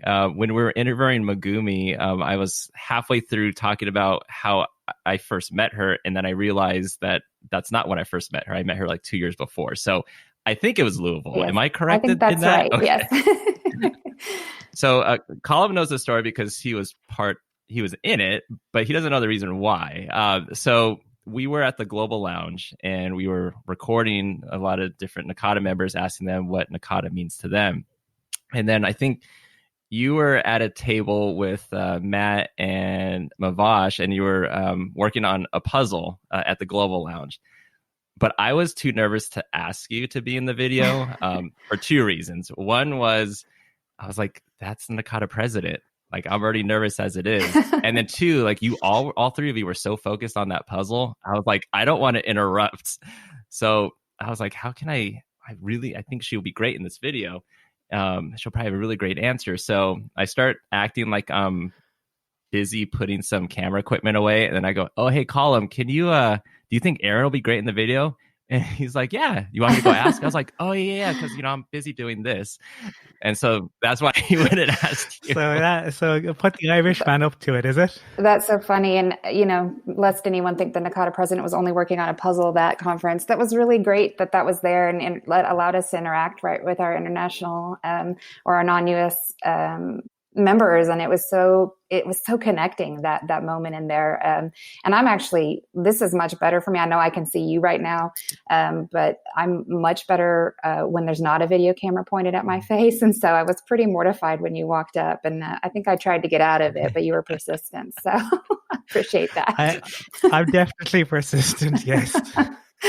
But that global lounge was such a great idea. Like, there was so much traffic in the global lounge, so much engagement with members, and a lot of people were bringing snacks too, which was really nice. The food was great. Yeah, it was really cool. Shout out to Rhonda. Oh, yeah, Rhonda Baker. Yeah. Yeah, shout out to Rhonda. I think they're going to keep the puzzle idea too. So, Aaron, I suppose one of the things, and there are myriad things we could probably talk about, but in the role of NACADA president, what does that mean? I mean, why I suppose for, Matt's talked about there about, you see the NACADA president and, oh, should I go talk? But what does that mean for you in terms of work? What has the role, what does it involve? Sure. So I think it's a little bit different actually than people think. Even serving on the board, I think, is a little bit different than people imagine it, especially if they're comparing it with other associations. Because NACADA does have an executive office that staffs the association, and that makes our role just a little bit different. So our role is very much in an advisory and a strategic kind of sense. And so the people who are running NACADA, for all intents and purposes, is the executive office. They're the ones who, they're keeping the books, and they're putting together all the resources and, dealing with the website and things of that nature. So that's really not our role, right? So a lot of being the president specifically is just overseeing the meetings of the board. So I'm a president, but I'm among peers on the board. So my vote doesn't count more than anybody else's. And I've tried really hard to push that this year to get people, it's not the Aaron show, right? It's all of us in that room. And so we get together once a month, at least, for a board meeting and discuss strategic priorities, strategic goals. Right now we're looking at the mission and the vision, really high level aspects of the association. So I think a lot of times, even as board members, when they're new, and even now as president, sometimes we feel like we're not doing things, and it's hard to step back and say, no, we're not supposed to be doing the things, right? That's why we have committees and councils and advising communities and all of that. We're really supposed to be there to guide and give input and be the voice for members who do bring things to us. And so president is actually much less work than being on the council. So if you run by some council members, give them some love. And you talked about it's a team effort in a way. And when you think of NACADA, and we've heard from you before in the video about what NACADA means to you, are there any memories that stick out for you in terms of whether it's like best conference takeaways or a good time, favorite time that you had with NACADA members? Yeah, absolutely. Always when I'm presenting, and I don't, do that as much as I used to, but when I used to do presentations on professional identity and watching the room just light up at the concept of that back when I first started doing it, it was such a new way to think about themselves, and they never had given themselves space to stop and kind of ponder themselves, especially during a conference when they're trying to learn skills to help students. And so some of those, moments where you've got 100 people in a room and you just feel that energy and the excitement around that, that's everything to me in NACADA. And what I will always keep is my most favorite thing. I've always, of course, got some other stories. I don't think I've shared this so broadly, people may already know it, but when I was younger in my NACADA career, I happened upon a group dinner in Branson, Missouri at a regional conference. And I'm sort of like, I'm very extroverted, but as far as friends and who I'll like go eat with, I'm a little bit more nervous about people I don't know. And so my friend Rebecca Daly Kofer was like, let's just sign up for a dinner. And so we show up and there was only 2 women there. And I was like, I don't know. And so I was real nervous about going, and we went, and it ended up being the president at the time, Jenny Bloom, and her mother, unbeknownst to us. And that was just a special time. We got to meet and learn about her family and her as a real person. And, NACADA is such that, like, if you get down and sit with people, yes, we're all colleagues, and yes, we want to learn skills and all of that, but we really are, we care about each other as humans. And because of our natural advisor role, we want to know about each other as humans. And so that was such a fun memory. And we laugh about it all the time. I tend to like to hang out with a younger crowd. And so I said, man, I almost didn't go just because of an age discrepancy, and how jerky of me was that. And then I got to meet Jenny Bloom and her mom, who we still keep in touch to this day. So. Erin, you talked there about advisors and our interests, in people as humans, and I think that's very true. You mentioned your own interest in professional identity. I think Matt spoke in your bio around your interest in creativity. So 3 really interesting things there. And I suppose if for listeners, for people who are maybe newer to advising or starting out or moving into advising from other parts, or even just interested in the area, what would you have advice to people about, what the way in which maybe you've approached advising, or how they can best go about things? For those folks who are interested in the field and aren't yet in it, I think NACADA is the perfect tool to help them with that. Both the resources that are online and the publications, if they can become a member and get the academic advising today that's in their inbox, and the journals and things of that nature, that's a great place to start. But also, we've got social media and all these different listservs and networks that they can plug into even before they were in the career. And I think that is an amazing resource for somebody who really is being thoughtful about this and wants to enter this as a career. And really not all that different, I guess, for those of us who land into it. Same thing, much like students, there's so much available to us in the association and in the profession, and it can be very overwhelming. So I always suggest that people, if you have the opportunity to go to an event, 100% volunteering, I think, is the best way to kind of get your feet wet and get small in there, especially if you moderate sessions. You can go in there and hear what people are talking about and get connected that way to people who are more maybe experts in the field that are there presenting. But if you're not going into an event, the same thing, right? We've got committees and advising community groups that they can plug into. Even when you join, right? A lot of people don't realize that's what they're doing when they join and they click the 4, affinity groups, is that they're joining these advising communities. And those, I think, are the easiest way to get plugged into NACADA. They're broken down into kind of smaller groups in most cases. And there's always work to do. People are always really excited about the topics that are near and dear to their heart. So volunteering in those groups, or even just attending the meetings, again, to get a grasp of kind of the pulse of our profession.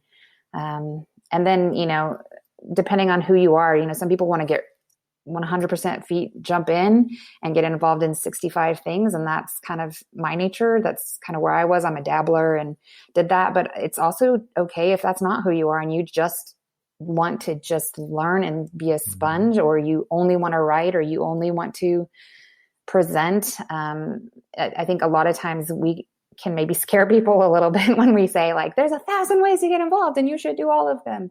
And that's not our intent. We're just trying to make sure that there's niches there that you can figure out. But I think sometimes it's like the fire hose at orientation, and they're like, oh my gosh, these people may be a little extra for me.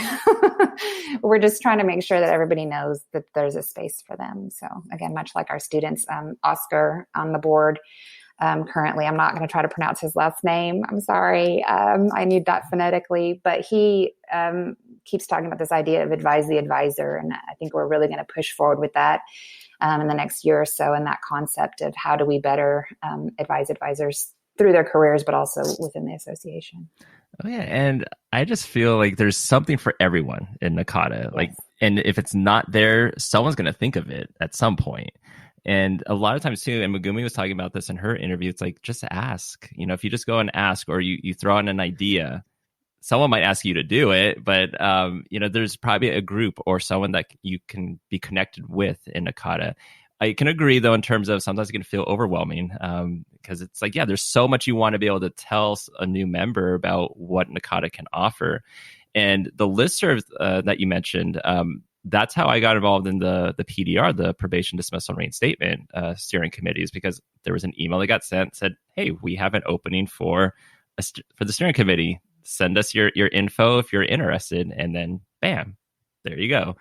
How about this for new members, if or those in NACADA that are maybe trying to get funding to attend a conference, which hopefully we can go to the annual one or future conferences, or to maybe purchase the webinar registration. What advice can you give to someone that's trying to maybe talk to their supervisor about telling them the benefits of NACADA? Do you have any advice for them? Yeah, absolutely. I've always been really lucky in that regard. Actually, I've had a lot of great institutional support, but I've, known a lot of others who are not so lucky. And I think a lot of us are going to be facing that in the next year, if not more. I'm sure there's going to be decreased budgets for travel and professional development. So I think it's really just about showing the value of the things you want to participate in a very direct way. So, not just like, oh, this is good professional development for me or but really relating it back to what I'm going to learn and how that's going to make us more efficient or more effective on campus with students, and making that really explicit. And, again, I would tell people not to be afraid to reach out.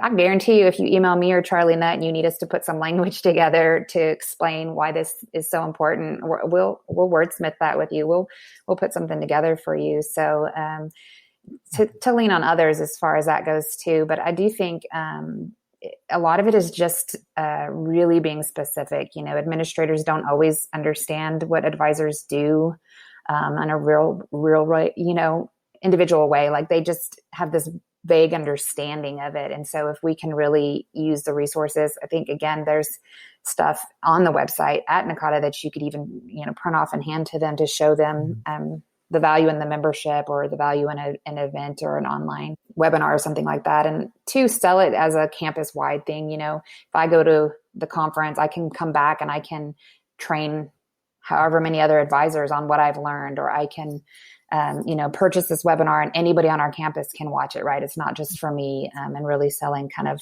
the bigger impact. Those would be the main things I could think of offhand. I think it's really interesting because we were talking to Charlie last night, and what's fascinating is how you both had wonderfully practical things that advisors can take. So while there is all of the theory within NACADA and within advising, and that exists, and that is what we see going on at K-State, and we talked to Craig in a previous episode around that. But it's great to, I think, for listeners to have it broken down into practical examples that they can take to their maybe administrators on campus to say, okay, if I can get the funding to go to this conference or this event, this is the tangible benefits you will get out of it. And I think that is one of the great things about NACADA, is that accessibility. It's not just theory. Right. It's not inaccessible. It's easy for people to get in and to get the building blocks and to then, get up to the theory. Right. Yeah. It takes all of us, right? I'm much more of a practitioner and a doer and a presenter type person. I leave that research to the Craig McGills and like you mentioned, and I'm so glad it's happening, and I read it, but that is not my nature or my desire. And so it takes, we need scholars and practitioners, and scholar practitioners both, right? So, yep, it takes all of us. And just shifting gears slightly to your institution, and particularly your department, I just kind of want to shout out stuff that you do in your office with your staff. It almost seems like on Facebook, I'll see you post and it'll be, you have a theme that you do like, it seems like once a week, and you involve your staff in it, and they seem pretty excited about it. How did that all come about in terms of doing these themes and involving your staff? Yeah, so for a long time, I guess as a leader, I would say culture is very important to me, and I think culture is often neglected in offices and institutions, and so that's always kind of been a thing for me. We have a culture document that we talk about when people are hired, and the staff challenges. I don't even remember how that first started, but it started when I was still overseeing the experiential learning program at Texas Tech University, and maybe when I was brand new, and I don't remember why. I just remember thinking it was a way for us to kind of learn about each other and have some fun and lighten up during stressful times. And so without fail, almost without fail, I probably skipped a couple of weeks, but without fail for like 6 years, I've had a Friday staff challenge with my direct reports. And so sometimes it's a brain puzzle kind of thing. Sometimes it's something physical, something, it could be, I don't know, anything. Tic-tac-toe for that matter. We've done hula hooping. It's usually something that just takes a few minutes, right? So I know some people will be like, well, we don't have time for that. Or their supervisors might think that that's silly or something. Luckily, my supervisors have never, they saw the value in it. But it's just a few minutes, and it just really does build that camaraderie. And then the themes really just started since COVID. Since the pandemic. And so we're at home and we're not interacting. And I'm the most extreme extrovert that there exists. And so this is hard. Like, it's so good to see y'all's faces on a screen even. But it's hard for me not to be in a room full of people, especially my colleagues that I have so much fun with. And so Mondays, we get the whole division together on a call, and not everybody has the technology to have a camera at their houses right now, but those that do, we do Zoom backgrounds with the theme, and some of us dress up. It just depends on how far we want to go. So this coming week, we're actually doing birthday theme because we have 6 birthdays this month. And so you just need a little levity. And I studied creativity. My dissertation was on creativity and teaching, or teaching for creativity, I should say. And I'm fascinated by humans and creative humans especially. And I'm not overly creative myself. I'm much more of again, practical, kind of down to earth person, but I'm just fascinated by it. And I try to steal other ideas and just try to input things to kind of break things up. We're all dealing with Zoom meetings all day, every day, but at least one can have a Western theme, right? Or like one of the ones you just had, the Star Wars theme. Yeah, absolutely. Which was very fitting because when this gets posted, it'll be on May the 4th. Yeah, May the 4th be with you. That's actually my birthday, which is why we went with the birthday theme that week instead of the Star Wars. Well, happy birthday. Thank you. Which would be Brella Honagwit in Irish. Very nice. Yeah, my Irish first name, but not Irish at all. And I think we had a couple of questions that may have come in for you, Aaron. Is that right, Matt? Yeah, there are some questions that we'd like to ask. So this one actually comes from Vanessa Chong from University of Hawaii at Manoa. And Vanessa asks, might you share your observations of the student experience over the years? So what do our undergraduates find most important and maybe most challenging in terms of their academic, professional, and personal goals? So I would probably maybe phrase in terms of not just undergraduates, but maybe graduate students as well. Yeah, that's a great question. So many things you could talk about with that. And I guess depending on how far back you look, right? I don't know. I think students are always students. Humans are always humans. We always kind of have some shared things that happen to us no matter where we are in life when we come to this kind of academic pursuit. But some of the things I think that are probably unique about now versus in the past, definitely I think we've done a better job of diversifying our student populations and serving more students. Certainly when I started in college in 1995, it was pretty homogenous. And I think our institutions definitely, in all ways, right? We've got, as far as race and ethnicity, as far as age, experiences, backgrounds that people bring with them, people coming back from military service, just, I think a much more diverse student body, which is, brings so many great things to the work we do, and really, enriches class discussions and all of that. But it does also present extra challenges, right? Especially if you're talking about, the students that I work with, professional and graduate students, oftentimes have family and jobs on top of school. And so balancing, I think, is a big theme that we're seeing students really have to grapple with in this digital age. Especially, there's so much bombarding them from all sides all the time. And you think about your email, even right now, it's even amped up even more. And so I think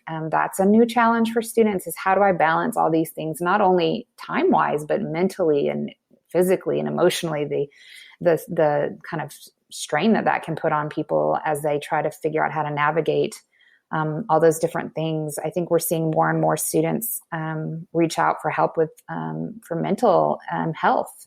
Not that students prior to that may have had any better mental health. We don't really know that, but what we do know is more students are reaching out and saying, "Hey, I need more support here." So I think that's another challenge.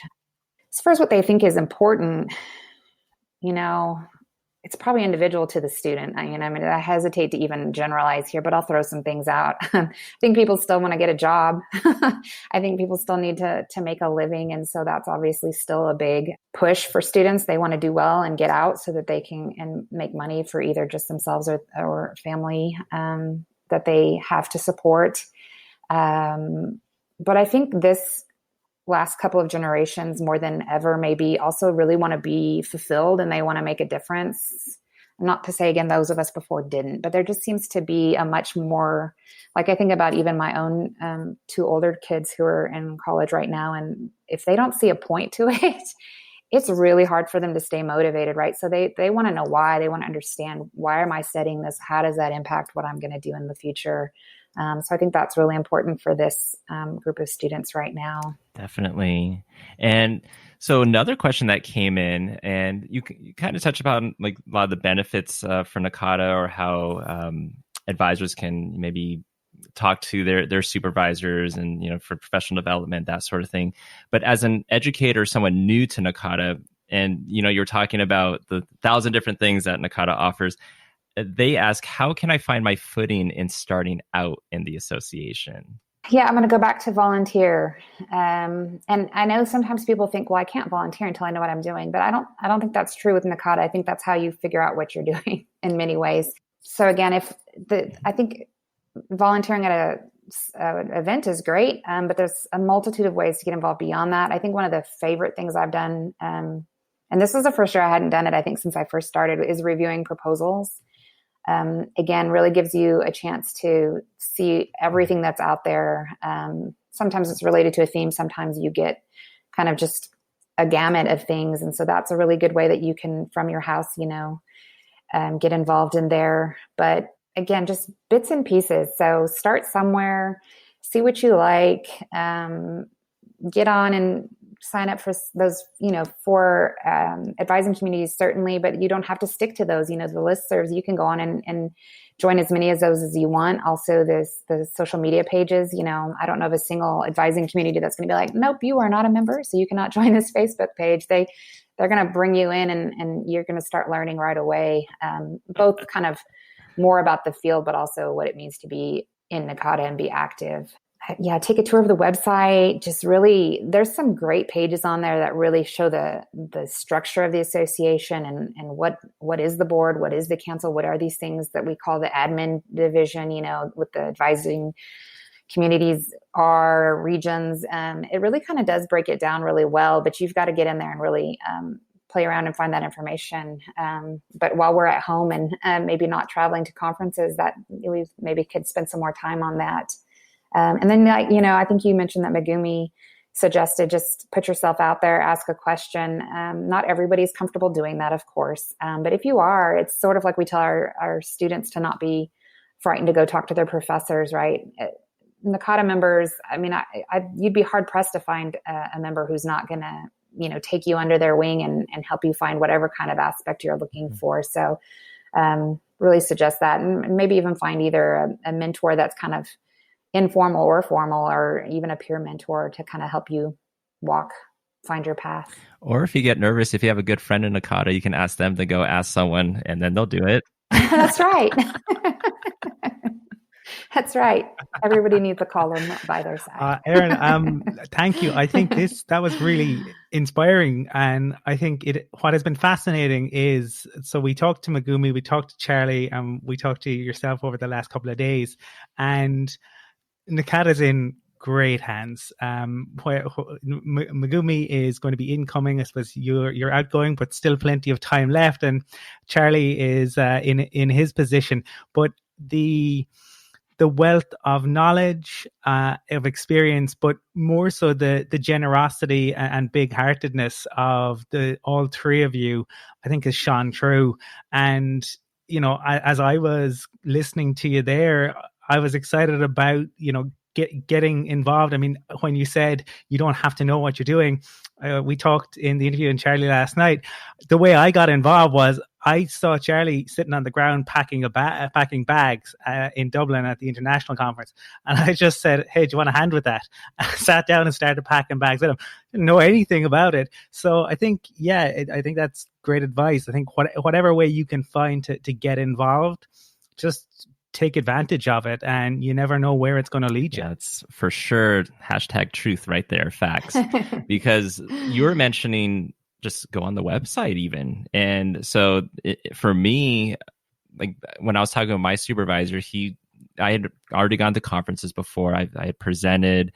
And at the moment, I thought that was, all we did was, if you with your membership, it's like, oh, you go to conferences, you get a discount, and then you can learn things at conferences, bring things back to the institution, network, which are great things. But he was like, well, you've done that a few times. Is there anything else that NACADA offers? And I said, actually, I don't know. So I went on the website and then found a lot of different resources that were offered, finding articles and blog posts. And the one great thing just by doing that was the Emerging Leaders Program. I would never have known about it. I mean, I probably would have got emails about it eventually, but I didn't really know what that program was. And then I looked into it and I asked my boss, hey, what about this? And he said, sounds good. Go ahead and apply for it, which is probably one of the best decisions I ever did. And you also were in the Emerging Leaders Program, correct? Yes, sir. Yeah. Both as a leader and as a mentor. Yeah. Nice. And that actually leads right into one of our last two questions that we have for you. So this one is actually about the Emerging Leaders Program. So this person says, I'm interested in the Emerging Leaders Program. I understand from the website there's a 2-year commitment involved. But are you able to approximate, like in your experience, maybe this can be both as someone that's interested in being a leader or a mentor, how much time was involved maybe per month for this program? Yeah. So for me, kind of both as a leader and a mentor, I mean, it's going to be so individual based on who you are as a person and what you set as your goals. So each person who comes in as an emerging leader, who is the mentee in this, model, although it's much more parallel than that. It's much less hierarchical. Wow, I can't speak apparently. But anyway, I think it just depends. So for me, I would say you for sure always want to at least interact with your partner at least once a month. Both times with my leader and when I was a leader and when I was a mentor, we just scheduled a monthly call. We did schedule it. I think if you don't schedule it, life's going to get in the way and you won't have it. So once a month, I mean, that doesn't seem like that much or maybe enough, but it really is kind of a good amount. I mean, life goes pretty fast and that month gives you a chance to have enough to talk about and check in and, but also not have so many obligations. Of course, throughout the time in between there, you're emailing or IMing or, sending text messages, but proper meetings, I would say you have that meeting with your person. And then luckily now, with the Zoom format, we have the whole cohort gets together and has meetings as well, which has been so beneficial. Back when I first started, we got to know the cohort when we were in person, but we didn't get to have that Zoom aspect. And that really changes the ball game, and you get to benefit from every single pairing. So some group might be working on research and you might be working on something else, and you get to benefit from that too. So it's not the most time consuming thing I've ever done for sure in NACADA.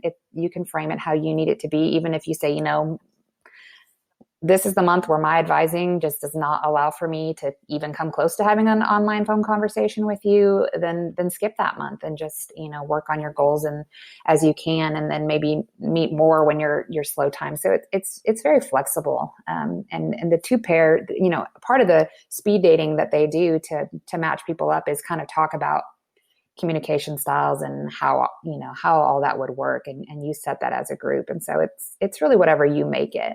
100% agree with that. I know for Leah and I, we would meet once a month through Zoom, and then during busy times, we may just be a text message or a quick phone call. But we're very structured people, so we were like, let's plan in advance each month.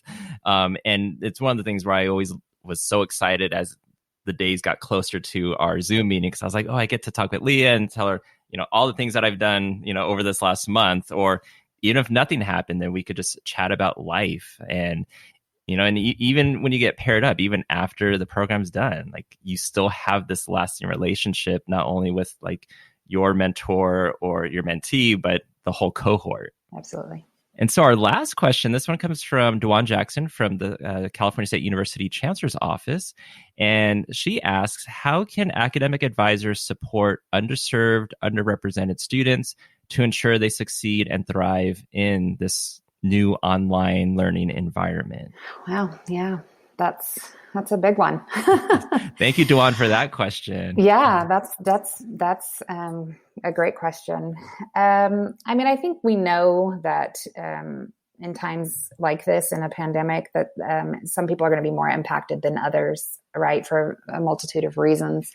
But if we're talking about students who are underserved in general, then when you talk about having to go kind of into a format that requires maybe more resources at your house that maybe you didn't have to have access to prior. So if you think about, if I come to in-class instruction, I may not have to have internet access or, computer or even a camera or things like that. So I think one of the biggest things we have to do as advisors is really reach out much more proactively and aggressively, maybe even, because you think about our traditional forms of reaching out to students. If we're not in person, then we're sending an email, right? Or we're putting things on a website. Well, if we're talking about somebody who's doesn't have those resources, then we're not connecting with them. And so we have to think about what other modalities, if we're not hearing from a student, or if a student, maybe we've got an early alert system and there's something going on there and we need to reach out, we may have to do it with a phone call, thinking about those aspects of students' lives that may keep them from being successful. And I think it's just offering ourselves, but also referrals and resources. So obviously there's, financial resources that are coming out of federal governments and state governments that students are going to be able to apply for, making sure that these students know about those things, that they can be supported, if they've lost their job or if they do need computer equipment, a hotspot, whatever it is, making sure that we refer them. Again, mental health counseling, I think, is going to be big during all of this. I know on my campus, they're doing support groups online to support students who are balancing all these normal things on top of a pandemic. I think we have to simplify too in what we expect from students and try to simplify our messaging. I was looking on the website. I have a puppy that is making noise. I'm sorry. Oh, no. Now I want to see the puppy. Yeah, she's super cute. I could show her in a minute. But, through all of this, NACADA has created a website to support advisors, and there's a lot of great stuff there. So I implore you to go look at that. But one of the things on there I was noticing came from Cynthia Pascal, and I think she's at Northern Virginia Community College, but she was talking about how the communications that we have and how we have to be, I think she said, kind, clear, and concise. And I think that is perfect. I mean, I think about all the emails I'm getting and how overwhelming it is. And if I'm a student, again, I've got kids here trying to navigate classes that have gone online, and they're, they've got me here to help them even, and not everybody does, but we've got to just be super clear and concise and try not to muddle things. But I don't think our role has changed that much as advisors. I mean, we just have to be much more proactive and make sure that if we don't hear from people, we think about the reasons why that might be during something like this, and just really communicate compassion and our flexibility for students. You said earlier that you're not that creative, but I think you've demonstrated throughout this interview that you do think creatively, consistently. So I think you might need to reassess. Well, thank you. I appreciate that. I like I said, I try to bring those people into my fold so that I can absorb their smarts. Well, then the osmosis is working. So I think that was a kind of a really great answer, and thinking in creative ways and outside of the box and outside of traditional linear ways. So thank you for sharing that, and I think listeners will really appreciate and learn from it. Well, that was all our listener questions, and I've had a fantastic time listening to your advice, your stories. And sorry I didn't ask you personally in Louisville to be part of the video, but now I don't feel as nervous now. Well, you might still have trouble getting me to say yes to video. But if I have friends, the music video was different. I had colleagues are surrounding me, and so I feel a little more comfortable being silly or being myself. I don't know why I clam up if a video is the camera's pointed at me, but something to work on, I suppose. Sure, definitely. And so, yeah, if it's music videos, we'll make it happen. But Erin, thank you so much for being part of the podcast and being part of this Global Advising Week and doing everything that you do in NACADA. And, fingers crossed, annual conference happens. It's going to be great to see you in person again. Yeah, absolutely. I'm really looking forward to Puerto Rico. So I really need that to come to fruition. Thank y'all. Look for the good in everything. Mm-hmm. Look for the people who will set your soul free. It's been wonderful, amazing that we are on episode 10 already, and we have lots more in this episode, but also lots more planned for the future. So we won't be taking a break over the summer, listeners. There will be plenty more coming your way. And right now, we have the third in our series of 4 questions. This time, we were asking advisors how NACADA has benefited them professionally. Yeah, so this is a great way to kind of segue in from Erin's interview going into this. And this one we have Wendy Schindler, Chantalia Johns, Kevin Thomas, JP Villavicencio, and Cynthia Pascal.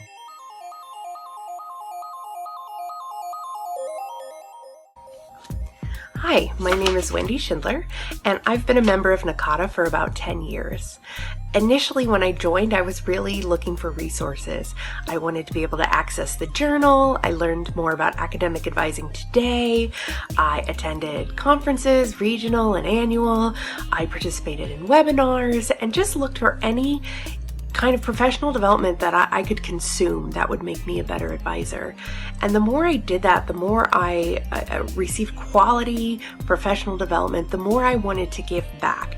And so then I began presenting, and now I've presented at many regional and annual conferences. And I'm currently co-authoring 2 chapters of an advising book that NACADA will be putting out next year, which is a tremendous opportunity I would not have had without being a member of NACADA. And I've also been able to step into leadership roles, which has really fostered a lot of growth in me and has helped me in my career at my home institution. And I can't say enough about the opportunities I've had because of that. I've been mentored. I have just really gained so much from the people I've met in NACADA. And really, I'd say that's NACADA's biggest strength, are the people, the members that make NACADA what it is. NACADA is global, and so I know that I have colleagues around the world that I could call on if I have a question, an issue, if I want to know what they're doing at their institutions or best practices. I have people around the world that I can reach out to, and that has just been such a tremendous benefit of being a member of NACADA. My first introduction to NACADA was at a Region 5 conference in Kalamazoo, Michigan in 2014. That was my first ever advising conference. I got a chance to serve as the photographer for that event. In 2016, I was selected to be part of the Emerging Leaders program. As an emerging leader, I got a chance to really develop myself professionally by expanding my networks, presenting at local, regional, and international conferences, writing articles, and I was even able to hold several leadership positions. My experiences with NACADA has translated well to my professional growth at the Urban Research University where I work. For example, I have been able to contribute to the scholarship of academic advising on my campus, as well as bring back very helpful information related to ways to promote student success. There are these moments when you look at your professional career and you say, how did I get here? And attending the first annual conference of my professional career in Baltimore, Maryland, was that start. It was that time period in which I realized that I didn't just have a job.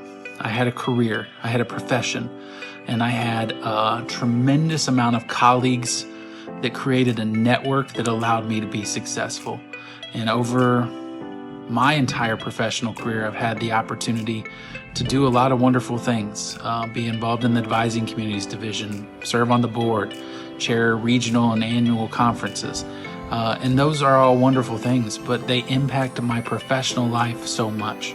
Part of the reason I'm in the position I'm in now as an AVP of Enrollment Management is because my mentee for the Emerging Leaders Program asked if I wanted to present at a conference with her. And so I'm presenting at that conference. We're talking about advising. We're talking about the benefits of what advising can do on a campus. And after that session, my current boss comes up and says, hey, I'd like to talk to you about a job. So when I say that my involvement in NACADA is life-changing, it's not just a statement, it's a truth. And I'm blessed every day to have been a part of this association. It is really hard for me to quickly state how much NACADA has helped me professionally, as it has in multiple ways. However, there are two things that really stand out for me. The first is my network, or networking. Over the years, by attending various NACADA events, I've built a network of friends and colleagues from across the globe that I turn to who have issues, questions, or just want a second opinion. These people I've met through annual, regional conferences, through Friends of Friends, and various other ways have been super helpful and have challenged me, which has allowed me to grow within the profession.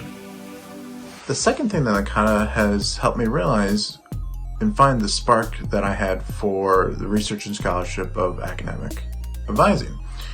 This has led me to pursue one of my dreams, which is to earn a doctorate degree. In fact, I found my research topic, flipped academic advising, after going to numerous concurrent sessions, talking to friends and colleagues, and even doing a research consultation appointment. Through these chance interactions, I am not sure I would have even pursued my doctorate degree, let alone have me be using my research right now to help my institution address the COVID-19 crisis. One of the things that NACADA has given me is a family of professionals. On top of that family of professionals, though, it gave me my career.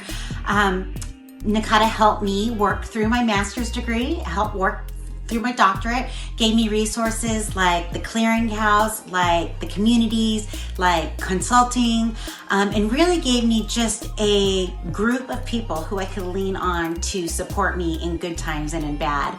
As a result, not only did I start off with a job at a reasonable wage due to the professionalization of advising, but I've worked my way up and I'm now an interim AVP of student support. And this has given me an opportunity not just to touch students' lives one-on-one, but on a broader scale. And I truly could not have done that without the support of NACADA and NACADA leadership.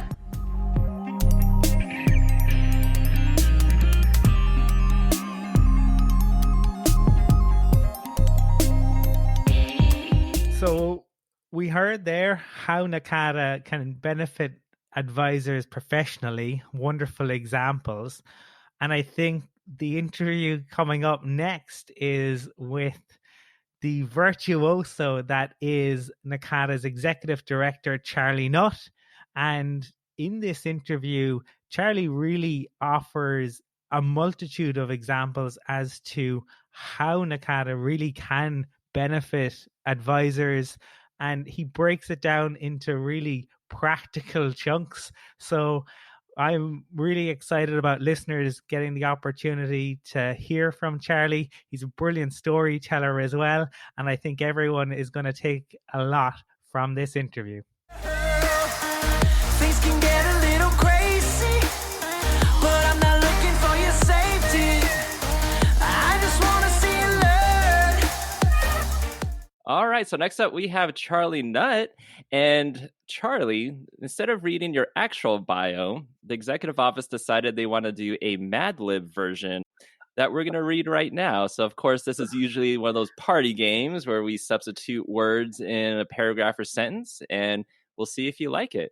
So Charlie Nutt, the son of Lucille Ball and Brad Pitt, was born in Savannah, Georgia in 1956. In 1974, he had a job as an assistant in pizza delivery at Jekyll Island and attended Advising U.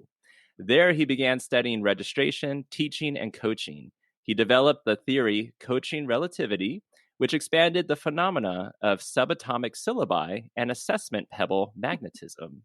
In 1980, he won the Nobel Prize for speaking with a Southern drawl and was head honcho at Advising State University. In 2003, Nutt came to Smileyburg to take a post at NACADA, where his theories helped America devise the first unicycle. There is no question about it. Nutt is one of the most brilliant hush puppies of our time. Charlie, welcome again to Adventures in Advising. Welcome, and I love that. And I do have to say that in high school, I did work at a pizza place on Jekyll Island, in reality. Nice. Well, you can thank Bev Martin for this was her idea, and she got the rest of the executive office staff to join in and fill in this Mad Lib bio for you. That sounds like Bev Martin. Well, we are thrilled to have you on the podcast, and I suppose before we launch into our questions, how are you getting on? Where for listeners, where are you situated during the COVID-19 situation, Charlie? I was on St. Simons Island, Georgia, which is where I'm from, and I have a home here. I was here for some other reasons when the virus hit, and so once they closed Kansas State University and said we all had to work from home, I thought I could work from Georgia just as easily as I could work from Kansas. So I've been here on St. Simons since February. Very good. And in terms of how are things in Georgia? Are you guys locked down like we are here in Dublin? As of this past Monday, due to some interesting political issues, you can get a tattoo or a massage or go to the gym and walk on a treadmill right beside somebody all day long in Georgia. So come on down, folks, and get your tattoo now. Well, if I can get a flight from Dublin to Atlanta, maybe I'll take you up on that, Charlie. I'll join you there too. I've been thinking about getting a tattoo. Come on down. So how are things in terms of, we've had a lot of conference cancellations, and I know it's been a bummer to a lot of members, but I think for the most part, everyone's pretty understandable at the situation. How are things looking right now, if you're able to say, in terms of future conferences at this point? Absolutely. I do want to first say and agree with what you said, Matt. The members, the leaders, everyone was phenomenal during spring. And that was not easy on anybody. It wasn't easy on the executive office. It wasn't easy on the members who wanted to go. And it certainly wasn't easy for folks like you who helped plan Region 9 and then was not able to do that. And I just want to publicly thank all the NACADA leaders, particularly the region conference chairs, the region chairs, the people who read proposals for hours and hours, the people who had submitted proposals and were eager to present. I just want to thank all of you, because we know that this was not easy for anyone within that. So all of our events up through July have either been canceled or rescheduled. The international conference, for example, has been rescheduled to 2/21 in Athens, Greece. Our summer institutes till 2/21 in Erie, Pennsylvania. The other ones were canceled. We are now planning gangbusters for Puerto Rico.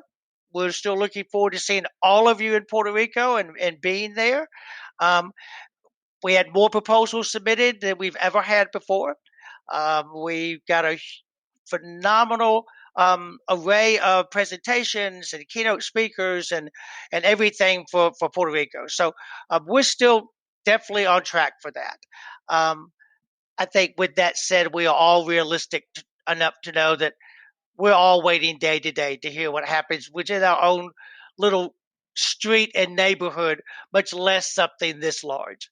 But yes, right now we're still planning ahead. What we're telling folks, and I'll just say here, for all of our region conferences and our international, we're the only association that gave 100% of people's registration fees in a refund.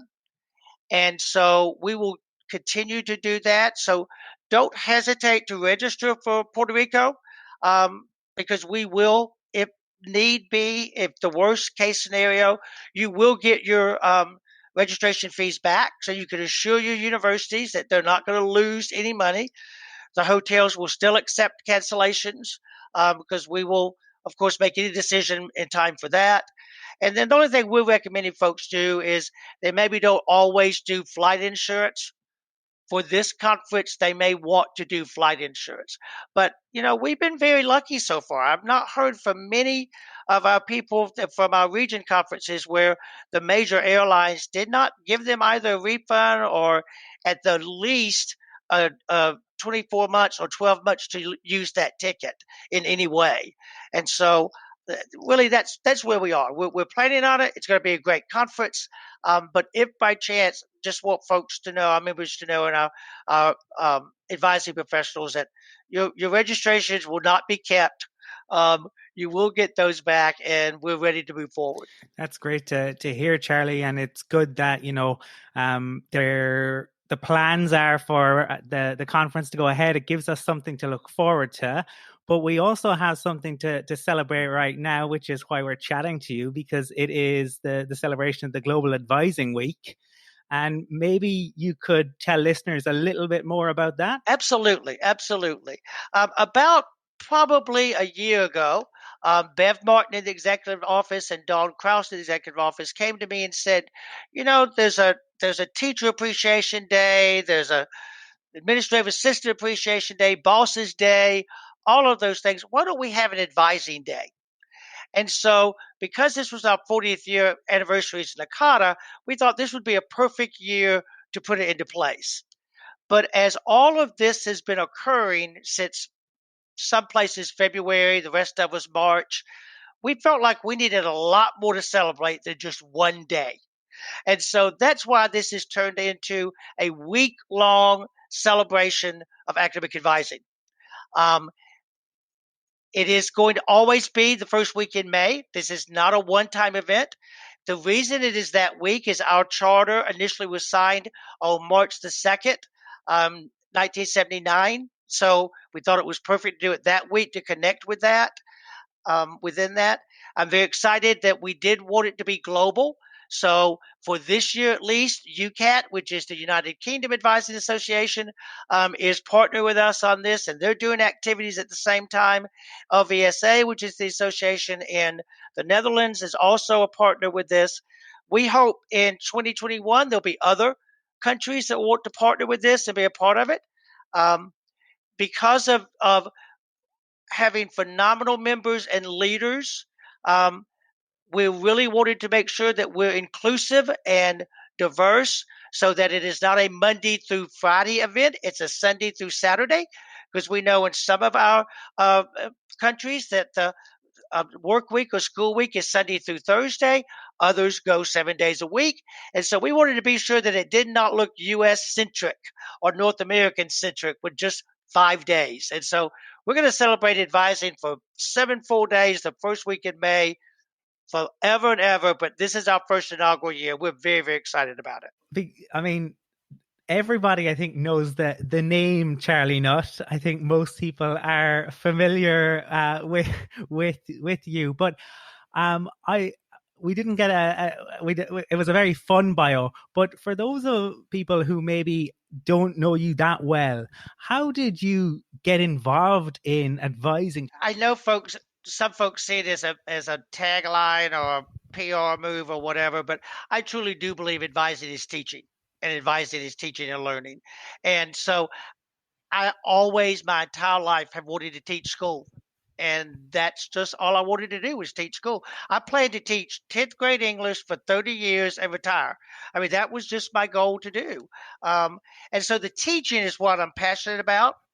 And then I taught high school for about 14 years, and then got an opportunity to go back to the community college that I graduated from as an undergraduate many years earlier. In fact, my advisor was the English department chair there, and she hired me back to come and teach English there. And that's where I got into advising, because I really had not, I mean, in high school you advise a lot, but it's not called that. But I was a faculty advisor. But what I clearly didn't know was how to connect advising to teaching and learning, because I was so busy scheduling. And I was so busy focusing on the policies and procedures. I used all the ways to interact with students in the classroom, but when it came to that advising, it was just about building the schedule. That's all it was.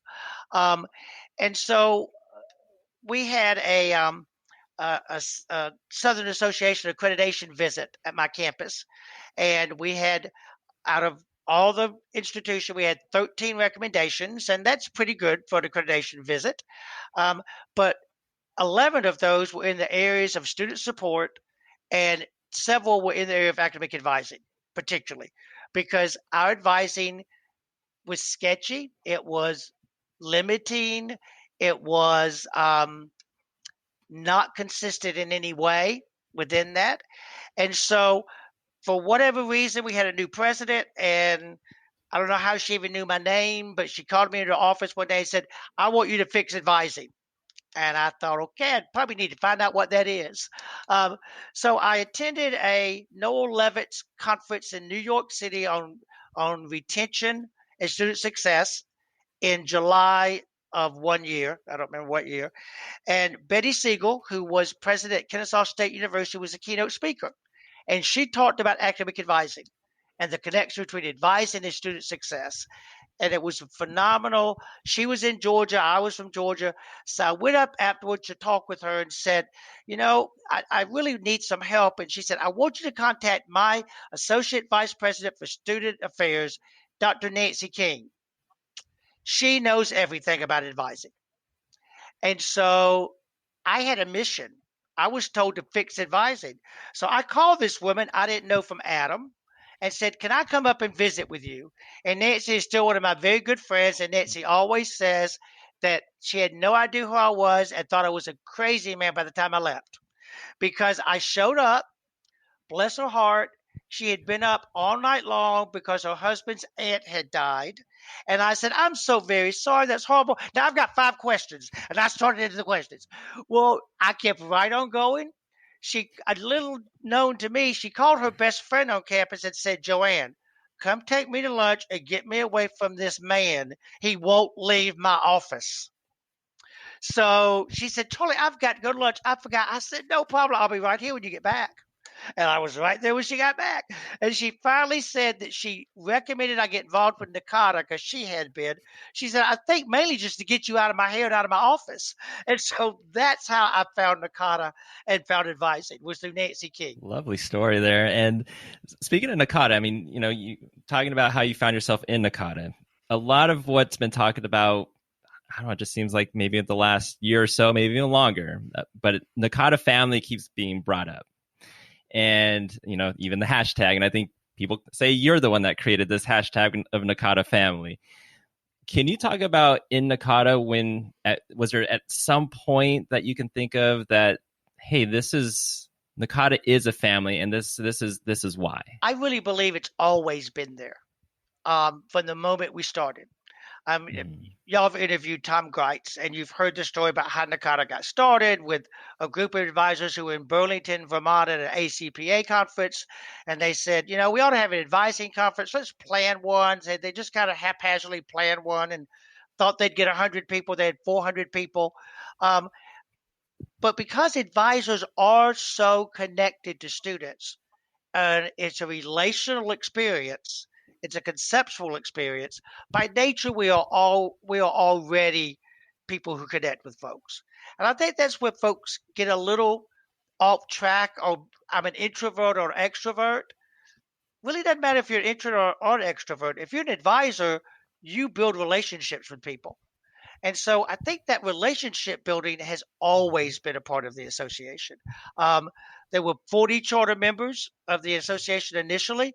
Those 40, up until many passed away, and several most have all retired. They always got together at every annual conference and still went to dinner together. Nancy King is still one of my very best friends. Quite frankly, all of my friends, except those I happen to go to school with here in Georgia, are all NACADA folks. And so I feel like it's always been there, Matt. I think the difference, I hope, is that it's harder to keep that family and that culture when you get so big. When it's 500 people, or when it's 1,000 people, or when it's 1,500 people, and you've got state meetings, it's a little easier to do. When you get close to 15,000 members, it really has to be an intentional activity, that you intentionally are trying to build a sense of community. You're intentionally trying to connect with folks. And so while I think it's always been there, I think at least within the last decade or so, we've really tried to intentionally build that culture through activities and programs and the way regions run and all of those pieces, to always connect to that relational piece of what advising is about. Charlie, you mentioned there the size of NACADA. It's a giant, prestigious organization, and you are head of the household. I mean, every family works in different ways, but ultimately somebody is at the head of the household. And I think it would be interesting for me, and I think for listeners, to hear about how you approach leadership. I hope this is how I approach it. This is how I think I approach it. You might ask Bev Martin. Obviously, she's very open to telling you anything. I'm a big collaborative person, a big connecting person. I am not a micromanager, and I've never been a micromanager. I think I bring to leadership the same thing I brought to teaching, which was my whole goal in teaching was to provide my students with a foundation for them to do the best they could do and grow on their own. And that's been my approach to leadership. Number one, you should never ask anybody to do that you're not willing to do yourself. When I was vice president for student affairs at a community college in Georgia, I was the one who was last leaving the student center, mopping my way out of the student center at the end of an event at night. I wasn't going to ask the staff member to haul chairs, to put up chairs, if I wasn't going to do it. And so there's nothing in the association that I haven't done, including haul boxes and pack conference programs and the whole 9 yards within that. So I want to say collaborative. I want to say my major goal is getting people to be the most successful they can be in their own way and finding that path. When you get to this position, you have to be very careful what you say, because when you say something, folks assume that's a directive, or they assume Charlie said it, so we got to get it done. And so I spent a lot of time with staff or with NACADA leaders saying, okay, I'm just brainstorming here. Here's just some ideas. This isn't what I want you to do. I'm just brainstorming with you. And so I think you have to be even more intentional, to be careful not to just automatically throw out your thoughts, because people assume that's what you want to happen. And that's not what I want to happen. I want people to figure that out for themselves. I'm sure we'll talk about it later, but the executive office is doing a phenomenal job right now with working from a distance and looking at how do we virtually connect with our members. The board of directors and the council just did a mid-year meeting virtually within that. And all of that is because folks are committed to working together and building and finding those ways. And if either I or Aaron or Megumi or Cecilia, if we come across as micromanaging or dictatorial or telling people what to do, you're not going to see us grow in whatever this new normal is going to be. And I think that's where we're really focusing, and the board of directors is focusing so much right now, is we're never going to go back to where we were. I think anybody with any sanity, I'll just put it out there, it's not believing we're going to go back to where we were in January. So we got to be prepared for what the new future may look like, which means a lot of dreaming, a lot of brainstorming, a lot of wouldn't it be cool if conversations. And you can't do that if people don't trust you and that you don't trust your folks. And so I can tell you, I've got the best, they're not my staff, they're the NACADA executive office staff. I'm very careful. You won't often hear me say my office or my staff because they're not mine. I don't own a damn thing. I mean, they are NACADA's, but it's amazing to see what folks are doing because they want to do the best possible thing you can for this association. And at the bottom of that are the students. I don't know of any association that doesn't lose track of the students like NACADA does it. Because it's very easy when you're at conferences to only think about your colleagues or your presentation you're doing or the research you're doing. Any meeting, any NACADA event you go to, you're never going to go maybe longer than 5 minutes without somebody talking about the students. And I think that's another reason why we're so connected is because of that. So I hope I lead like I teach in many ways, because I think they're one of the same. Mm-hmm. Oh, yeah. And at any presentation, any panel, any random conversation, the student is always brought up of what are we doing? How does this connect back to the students? Does it benefit them? Does it make sense? And so students is always at the forefront of that. And honestly, shout out to the executive office. And, for me personally, it's been such a pleasure working with Ben and Deb for the Region 9 conference and just how easy it is to get in touch with them, how hardworking they are. I mean, especially now during this time, I mean, even more hardworking than ever. And so really shout out to them. And I really appreciate everything that they've done, for me and for our conference committee and for Region 9 and, for all regions. But you mentioned being a leader in terms of connecting people. And I think for Colum and I, that is absolutely, you saw something in both of us. And like you have this vision, you have a good eye, and it's been one of the best partnerships that I've had. So truly, thank you for doing that for us. Well, and I was just going to bring that up. I think another big part of leadership is connecting people, and I will be honest, I will never forget that afternoon in Haslett when you had just walked off, and all of a sudden I looked over and there was Colum, and I thought, ooh.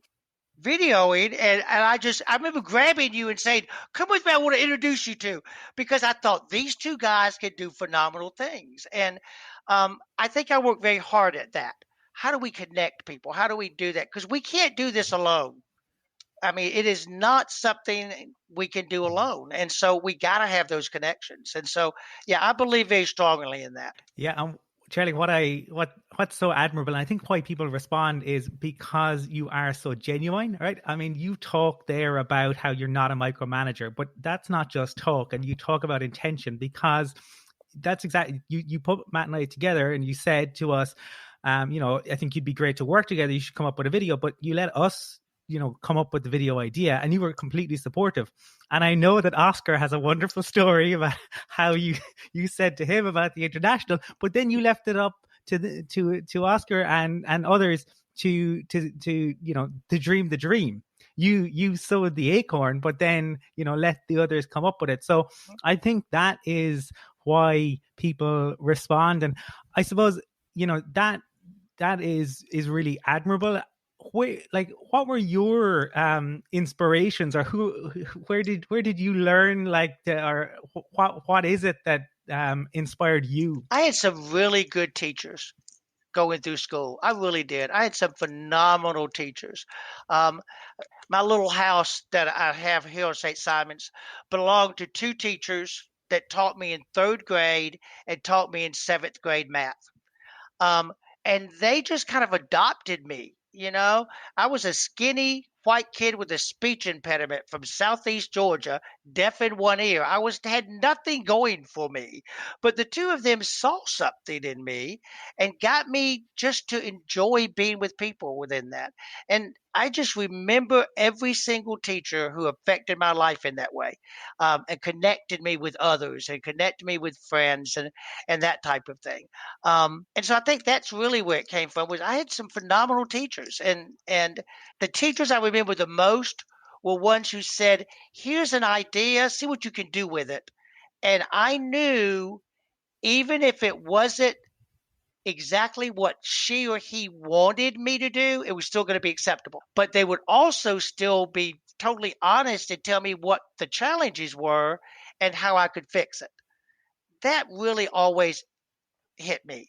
I think it's the height of arrogance to assume you know everything, and that you have all the best ideas. You too. I don't know anything about videoing, but I knew y'all did. And it would have been the height of arrogance to say to you two, now I'd like a video that does this. I'd like for this to happen. I'd like for that to happen. Y'all would never have done all you have done probably if I had given you a set of directives. I don't know. You two are so, y'all do what people tell you to do. You probably would have, but it would not have had the creativity y'all put into it. It would not have had the passion y'all put into it had it been my dream. I didn't know what y'all were going to do, but I knew it could be powerful if you just got together and did it. And I think that's what it's about, helping people to find their dream and then respecting that dream, even if it's not yours. We do lots of things in NACADA that I don't particularly think is how we should be doing it, but that's not my dream. That's the region's dream, or that's the annual conference's dream, or that's the webcast dream, or that's the diversity initiative aspects. So, it's not Charlie Nutt's dream. It's not Charlie Nutt's association. It's every member's association, every member's dream. And if I can do anything to help spark that, then that's what I think my job is. I mean, I have the best job in the world. I'm going to tell you. I plan to come to Kansas for 10 years and come back to Georgia. 18 years later, I'm still there. And I wouldn't still be there if I didn't love this job. And it truly is a job I love. I have the best job in the world. I work with the best people in the world. But don't you feel that same way about your students? That you work with the best students in the world? You don't like them all. You don't think they're all the best things in the world, but you love them all. I may not like everybody or agree with them, but I can guarantee you I love everybody for what they bring to the table. Yeah, I think it's the creative process. And I think sometimes from what I've read and heard and, heard stories about, it goes between the creative to the critiquing process. And sometimes the creative process never comes through and it's an automatic critique no matter what ideas you throw out there. And you really push for be creative and sky's the limit. And no matter how ridiculous the idea sounds, something good could come out of that. And I think what we both appreciate too about you is how willing you are to participate in anything that anyone requires of you. I mean, you rode a scooter in Louisville, so. You can't ask people to dream if you're not willing to be a part of their dream, And so I'll tell you a quick story. We converted from quarter to semesters back on my old campus in Georgia, and it was a pretty dramatic, trauma-filled process. And so I said to the folks in the admissions office, the registrar, the advisors, I said, okay, let's celebrate. Let's do something to celebrate the big. So a group of them came up with the idea that we would do a funeral for the quarter system and a rebirth for the semester system. And so they organized and put together a New Orleans style funeral, complete with the jazz musicians and the preacher and the whole 9 yards. we did all the way around the campus with horses and people in hats. And then we got to the end and there was a giant egg and the semester was birthed out of that egg. Well, I'm totally claustrophobic. I mean, I'm seriously scared claustrophobic. They asked me if I would get in the coffin and play the dead quarter. And so I thought, I can't do this. I cannot. Then I thought, oh, hell, I have to do this. So I got in it, but I made them put a bar so I could make sure to hold the top open. And I kept popping up and looking at people because I thought I'm going to lose my mind if I'm in here. But, if I had said, no, I'm too embarrassed to do that. No, I'm not going to do that. I'd have blown their whole theory. It made the local news. It made the Atlanta news. It was, had there been YouTube back then, it probably would have made YouTube. But it was totally because they had so much fun doing it. And that was the dream to do that. But if I hadn't participated, I don't think that it had as much fun. It sounds like it would have been made for TikTok, but alas, that wasn't there at that time. So, Charlie, you said 18 years in Kansas, and I'm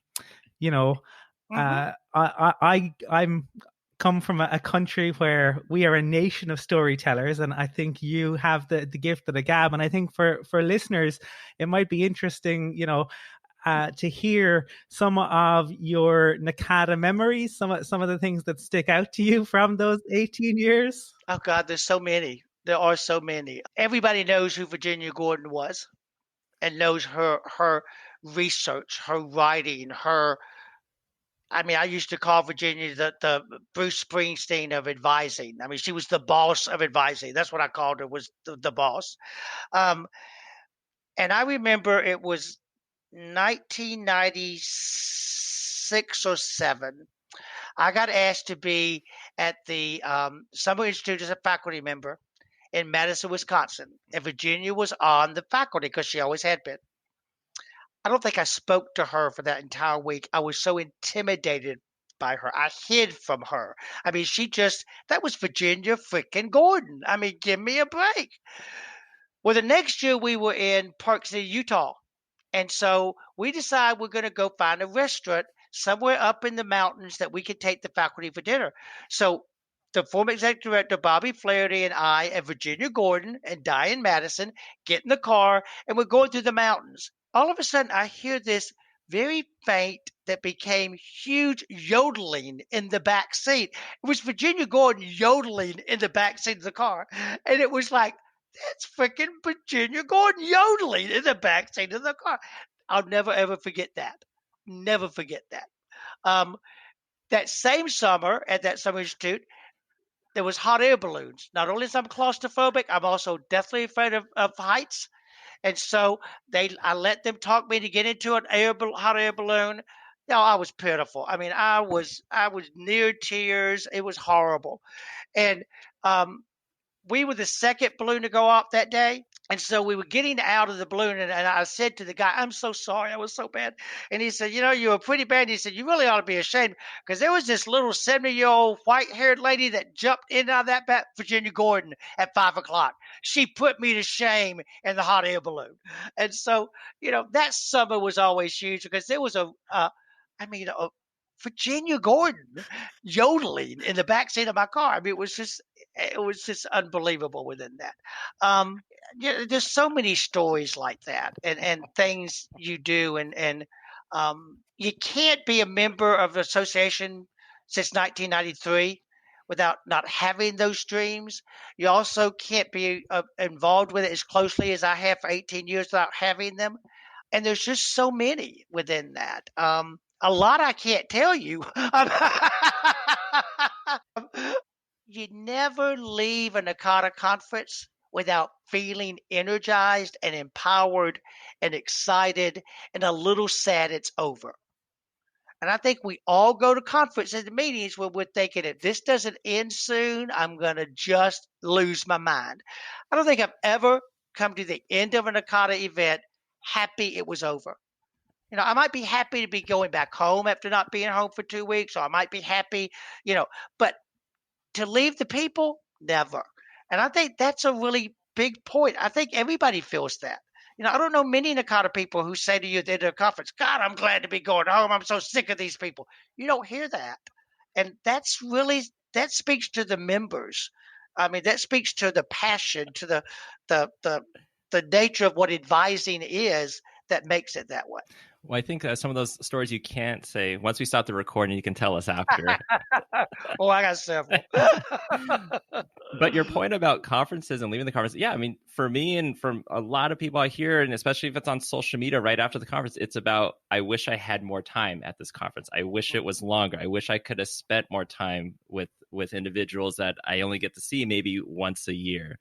And I've learned so much that I now can take back to my institution, or I can share with others. So it's always positive. It's always something that's, you feel energized and you feel inspired. And speaking of members, we asked listeners to send in their questions. And we actually had a few that came in that we like to ask you.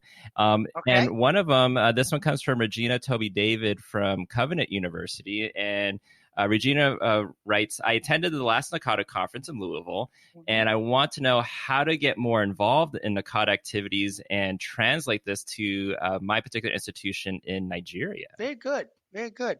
I think one of the things that is so important for all of us to remember is we're all going to be translating our NACADA experiences into a different culture or setting.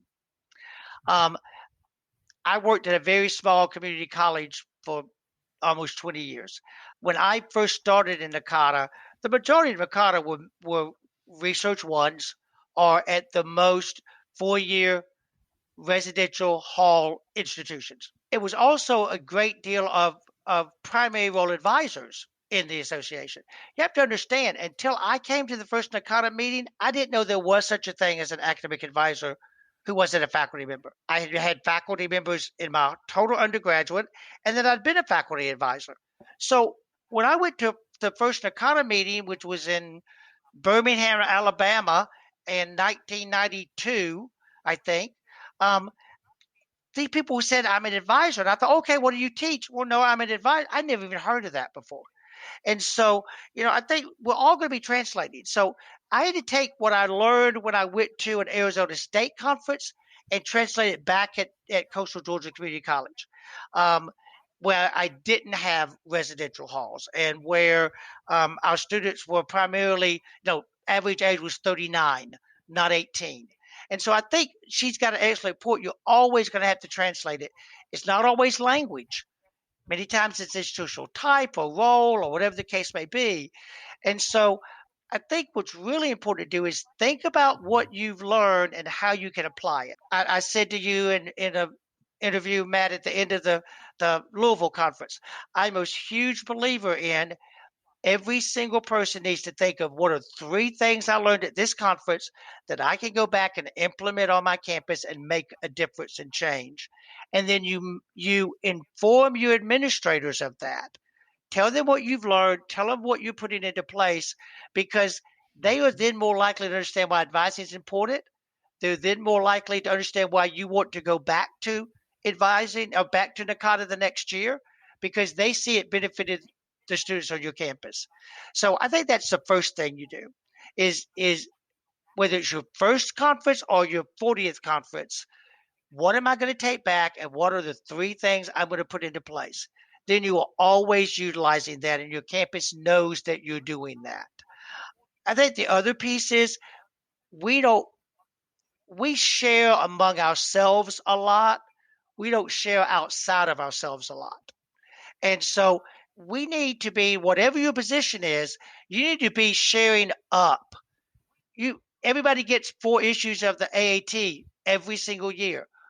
Are you sending those articles to the provost or the president or the chancellor to let them be aware of what's going on in the association and how advising is important? When the journal comes out, there's an article that particularly applies to the College of Business, and you're in the College of Health Services. Are you being willing to send that to the dean of the College of Business and say, this article might be really good? So that's the other thing we have to do. Our people back home and our administrators did not have the experience we just had. I used to say, they haven't been to the NACADA mountain. They haven't come to the hill, So they don't understand when we come back and we're that excited, we're that enthused. And they don't understand why the next year we say, oh, we got to go to NACADA. They're like, well, you just went last year. Why you need to go again? Unless we make that case for ourselves, which means we've got to do that's sharing up and sharing out and working with each other and building those. The same thing we do with our students, we need to do with our colleagues, our administrators, and the other folks on campus, because that's what's going to make NACADA alive on your campus and make academic advising important on your campus, because you can't do it by yourself. You need everybody involved in that. Yeah, I think that's exactly it. I think that's a great way of bringing it to life, like, because we know the life and vibrancy that exists at the conference. So how do you translate that back? And I think translate is kind of perfect. And I think, Charlie, what you said early on there is really helpful to people, because I think for people who either are new to advising, maybe in a North American context, or are coming from outside North America, where advising, is maybe not as well known, not as understood, to hear that, you were introduced to it, you didn't know about it when you attended your first. I think that's refreshing, because it can seem to people who come in from the outside, oh my God, all of these people here know everything. And so, but I've always found NACADA to be really welcoming, and to, people, it's easy to get involved. It can seem a little bit daunting initially, but there are so many opportunities to get involved. And whether you want to dip your toe in the water or whether you want to dive in head first, NACADA is prepared to welcome you either way. And I think, Colum, you're exactly right. A lot of people think there must be a secret handshake. I'm the only one who doesn't know that handshake to get involved. Or, Charlie never asked me to do something, or whatever the case may be. And I think we got to recognize that we're all in this because we love students and we believe in students. We're in advising because we love students, we believe in students. What is going to make you the best advisor possible? And that is to get involved with the association and connect to other people. And so if you even do it from a standpoint of how am I going to better my students, you're going to make that hard introduction to someone that you don't know within that. Colum, I use you as an example. I'm not really sure you were on the planning committee for Dublin. And I'm not really sure that you came to do everything you did at the Dublin conference or since then. I remember you walking up as I was sitting on the floor stuffing bags out of a cart. And you said, can I help? And you started stuffing bags. And I think you were just walking by. I don't know that. And then you were there the entire time. And so you're a perfect example to me of that. That was the case, because I had just started at UCD, and I hadn't known a whole lot about NACADA or the conference, but I went along and I was there for the opening. I thought, wow, there's just a different sort of vibe here, and people seem really interested in students, which I've always been in, and that doesn't exist everywhere. I mean, I wish it did, and I wish that was the case in all our institutions and throughout the institution, but it doesn't. But it did there, and I thought, this is great. I want to hang around with these people. So I didn't even know who you were, but I saw you sitting on the floor packing a bag. I thought, that's something I can do. I don't need to have any particular knowledge of the NACADA organization. I can just pack a bag. And so, that was the beginning. And like I said, I don't think you came to get involved. You just did. And I think that's what people have to do, is just realize that. And it is hard. The larger we get, the more difficult that's going to become. And I just try to encourage people to think of your student. Everything you tell your student to do to get involved, to be successful in college, you need to. I've always said advisors should be forced to tape record every advising session and then play it back to themselves and do everything they just told the student to do. Because everything you tell the student to do to be successful in their courses and their major is what you need to do to be successful and connected with NACADA. Excellent point. Excellent point. And speaking of NACADA and maybe resources, things that NACADA offers, aside from webinars, our next question is, are there other online professional development that members can use? the webinars we've done for many years. We started the e-tutorials a couple of years ago, I think. Jennifer Jocelyn really got those moving before she moved on to Drury University. We have the online graduate programs through Kansas State, but it's been so exciting. And I'm going to give you two some props here. I think a lot of your videos and podcast people began to think, oh, there's some really other cool things. I don't have to, these two guys on opposite sides of the world, they're collaborating, they're talking. So I think y'all been a good role model, even though you don't see you two and you don't feel that way. I know you don't, but that's what you are. And so I think those, but I'm really excited that in this time particularly, that not only the executive office, but every member group and unit group is really looking at how can we virtually reach out to our members, and particularly right now when we're all at home and you can't just walk next door and throw an idea out at somebody.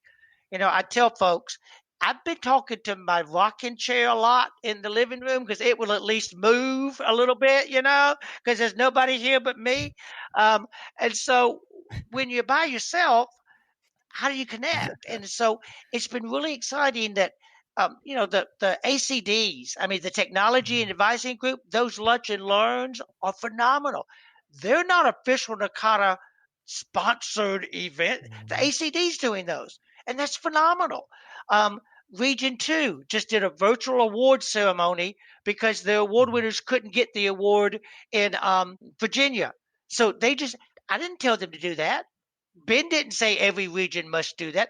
They did that. And so it's not just the EO that's working with the Global Connection series that we're doing and the advising week that we're doing and looking at and quite frankly, trying to prepare for the future of the association and for higher ed when we don't know when face-to-face meetings are going to happen again.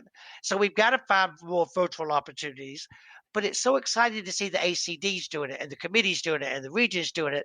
And it's been a little challenging because obviously there's a lot of things going on that people think we all should know everything about. And so, somebody will write me and say, now, when's that ACD meeting? And I'll go, I have no idea what you're talking about. So then I try to get on Facebook and figure out what it is, so just to try to be sure that, no, we don't have to coordinate it, but at least if we know what it is, we can put it on the calendar and then we can share it. We can make sure those. So it's been a little challenging. When you want to do as good a job as you want to do, you can fall into a controlling pattern.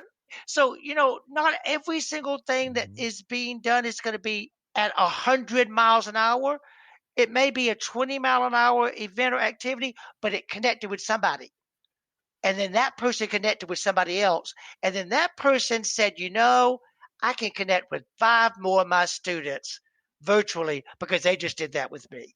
And so it's not a competition. And so how do we just do this? I want the regions to do as much as they can do. I want the ACDs to do as much as they can do. And then I want the association to formally do as much as we can do. And then how do we pull them all together within that? So that would be my answer. We're going to see a lot more virtual than we've ever seen before, just by the nature of the beast within that. And I think they're going to be exciting. I know they're going to be exciting because they're already exciting. It's just going to be all of us adjusting to this new world, We're people. Even if you're, I have a friend that said, that sent me a quote he found somewhere that basically said the pandemic has finally tapped into his being an introvert, because his entire life he wanted to be by himself all the time and not talk to anybody. And now he has to be, so not every advisor is an extrovert. Not every advisor is out there in front of people, but every advisor believes in connecting with their students. And so how do we do that? Groups of 5, groups of 100, groups of whatever, and make those happen and partner with each other to make those occur. Oh yeah, and whether it's these Facebook pages that are being created or these virtual webinars that are being done, every morning I wake up and there's either an email or there's a social media post about something that's going on that could help us in this time. And it's also refreshing to see how much interest there is. Just recently, I think this morning, it was 100 participants that could be in the webinar, and it maxed out. Luckily, a lot of these are being recorded and posted, so people will have access to this. And so, yeah, it's a very nice thing to see. And I think keeping with students in mind, and that's kind of been the theme of a lot of this, is the last question that we have for you is actually from Sherry Souza from Kapiolani Community College. And she asked, due to the COVID-19 pandemic, what suggestions do you have for academic advisors as they strive to keep students engaged with their curriculum and their institution remotely? I'm going to give the best advice I can, which is not to listen to me, because I'm not on a campus right now, and all of you are. I would encourage her to really seriously tap into the 2-year college academic advising community. They've had some phenomenal webcasts and much and learns since this has been going on. They're all recorded. They can be found on their Facebook page or the NACADA page. Same thing with the technology academic advising community. We just did a panel last week that's recorded on the NACADA website that Dana Zahorik from Fox Valley Technical College, Cynthia Pascal from Northern Virginia Community College, and they talked specifically about what community colleges need to do. So I would encourage her to tap in and find those. I also think I can't leave without giving this plug that I think this is really going to be more important than ever, that whether we can attend something, a face-to-face meeting in the future or not, there's never been a time that your NACADA membership is not going to be more valued and more important to you and your students than right now, because that's how you can access all of these resources and all of these pieces. Everything we're doing with the Global Connection Series is free. Everything we're doing with academic advising appreciation is free with your membership. And so more important than ever, it's time that you really have to make that commitment and move that forward within that. A lot of us fall into the habit of, if I go to an event, I'll join when I go. If you wait for that, that might be 2 years down the road before you can go again. And look at all you missed because you didn't join. So I just encourage everybody who's listening, really realize that for your students, the best thing you can do is keep your membership renewed because of all the resources, all the people you're going to connect to. Yeah, and I think it's so true. I think you get so many benefits. And I also think that the learnings, and I think what we've been talking about maybe for the last 5 or 10 minutes reminds me of, I don't even know if it's true, but a story I heard and that I always share with any group that I work with, any group of students, is around the fact I heard Canadian geese. I don't know if this is true, but the way they migrate is one goose leads, but when that goose gets tired, it drops back. And if a goose gets sick, two of the geese go underneath to hold them up. So they work in partnership. So it's not always the same person leading. They're not always going 100 miles an hour. Sometimes the entire group slows down to 20 miles an hour, but they get there. And without each other, they wouldn't get there. So everybody has a role to play. And I think that's the beauty of NACADA, that everybody has a role to play. And I think that I try to find a silver lining in anything. And God knows, trying to find that in 2020 has not been easy. But, one of the things I think is really coming to light so much with the executive office and the leadership and the board of directors recently is, what is the core of our beliefs? What is the core of NACADA? What's the core of academic advising? And what we're really coming to and articulating in ways we never have before, I think clearly, is content, engagement, and connection. And the only way you're going to support your students in being successful is by gaining new content, by engaging with each other, and by connecting with each other. And that's why right now, this is not the time to quit learning. This is not the time to quit engaging. This is not the time to quit connecting. You might have to do it from 6 feet, but you still can engage. And so I just encourage everybody here to remember those are the 3 things that need to keep us moving in this time. Perfect way to end this for this interview. And Charlie, thank you so much for joining us on this podcast, especially this being our 10th episode. And thank you for having us be part of this Global Advising Week. Thank you so much. And I just want to thank you too publicly for being willing to take a crazy old man's thought last summer and say, you two would work well together, and get a beer and listen to me and do it. Thank y'all. I really appreciate what you've done. Thank you so much.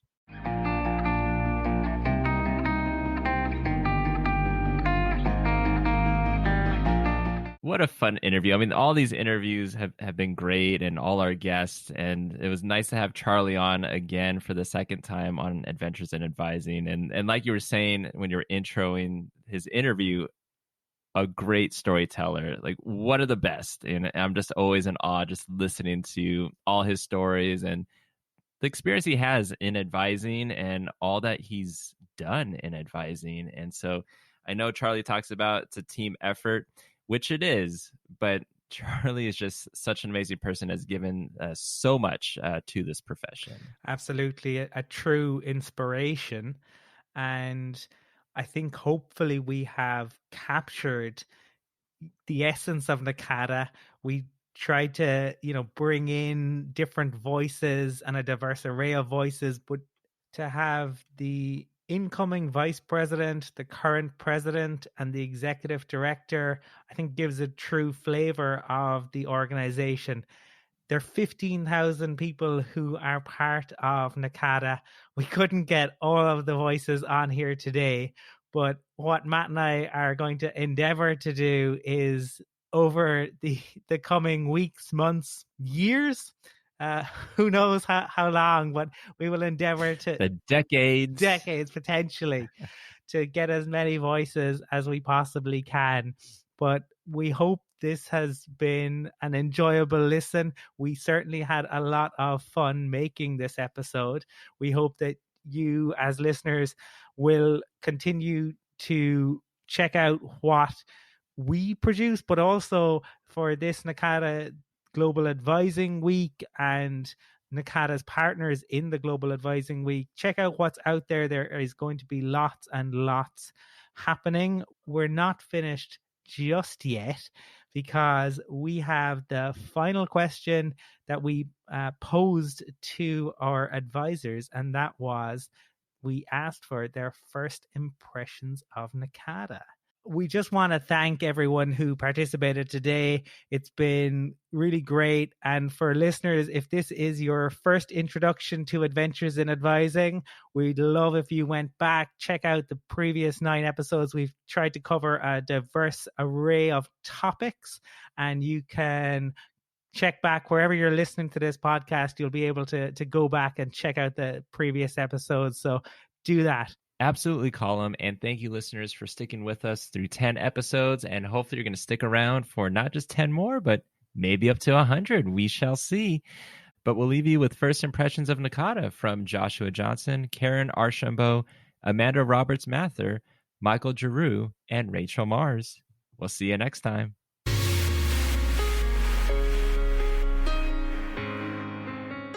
Hi, this is Joshua Johnson, also known as JJ, from the University of Central Florida. My first impressions would have been my first annual conference in 2008 in Chicago. My first exposure to NACADA, which I was told to attend this conference by my mother, who was overseeing an advising department. So when I attended this conference, to see so many people who have advising duties and have a passion for advising was very overwhelming, but in a good way. Overwhelming to where you're sharing ideas, sharing struggles, sharing opportunities, was a great thing, was an awesome thing for me to experience, which left a lasting impression and re-energized my passion there on forward, which has led to many opportunities and led to building lasting and long-lasting network of friends. So there you go. There's my first impressions of NACADA. The best way to describe my first impression of NACADA is intimidating. My first time at a NACADA event was in 2002. And I felt like I was invited to someone else's family reunion where I didn't know who anyone was, and everyone seemed to know each other. And what I figured out when I went back to NACADA for my second event was that was really more about me, and I needed to be willing to be a little uncomfortable. And once I was willing to step up, I started becoming involved and found that it wasn't someone else's family reunion that I was going to, it was actually mine. And I found a family in the association that is a family of choice and that I just couldn't find anywhere else. So what was my first impression of NACADA? Well, it was 2009. It was the annual conference in San Antonio. And as you may know or have heard of, in Texas we like to do things big. So this was a very big conference. So my first impression was one of, wow, this is amazing. And also I was very overwhelmed by the amount of knowledge and the number of sessions to choose from. And I really had no clue what I was supposed to get out of it other than to go to sessions. But what I really found was most valuable is I've had some really great mentors and friends that I attended the conference with who were very active in NACADA. And so they took me under their wing and they really showed me the ropes and they encouraged me to get involved and they encouraged me to not just go to sessions but to talk to presenters, not just after sessions, but ask questions during sessions, network with people. And also what I learned also was you're not going to get in trouble if you don't go to every session. I was a little bit nervous about that.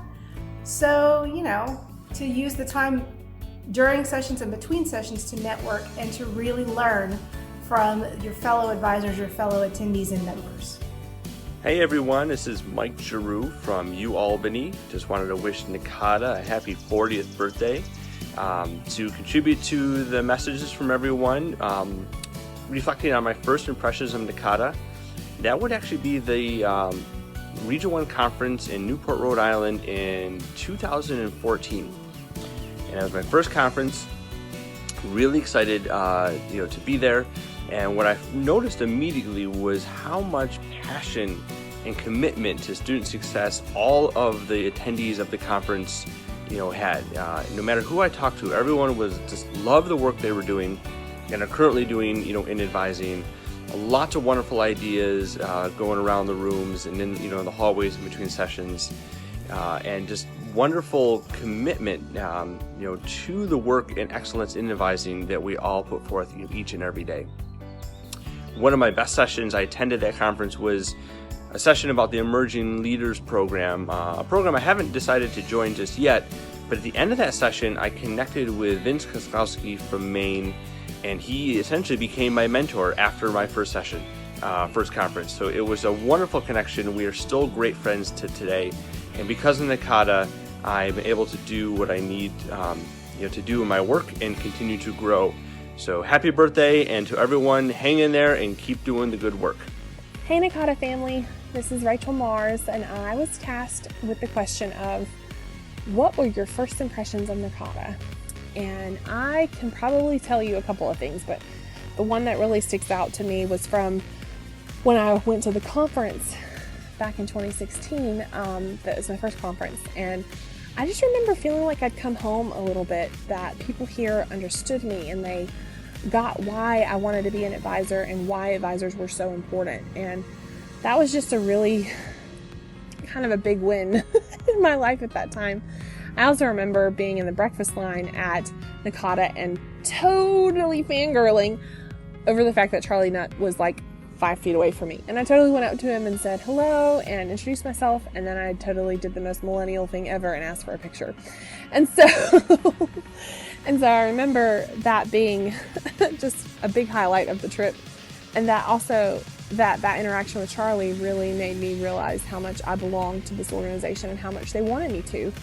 And sometimes that's hard to experience in a professional association, and that is something that I really love about this organization, is that no one is more important than the other person. Each person matters, and each advisor and their caseload and their students matter. And I think that goes a long way with remembering that why we do the things that we do. And I'm just really grateful for that opportunity to be a part of this. So thanks NACADA, and happy birthday.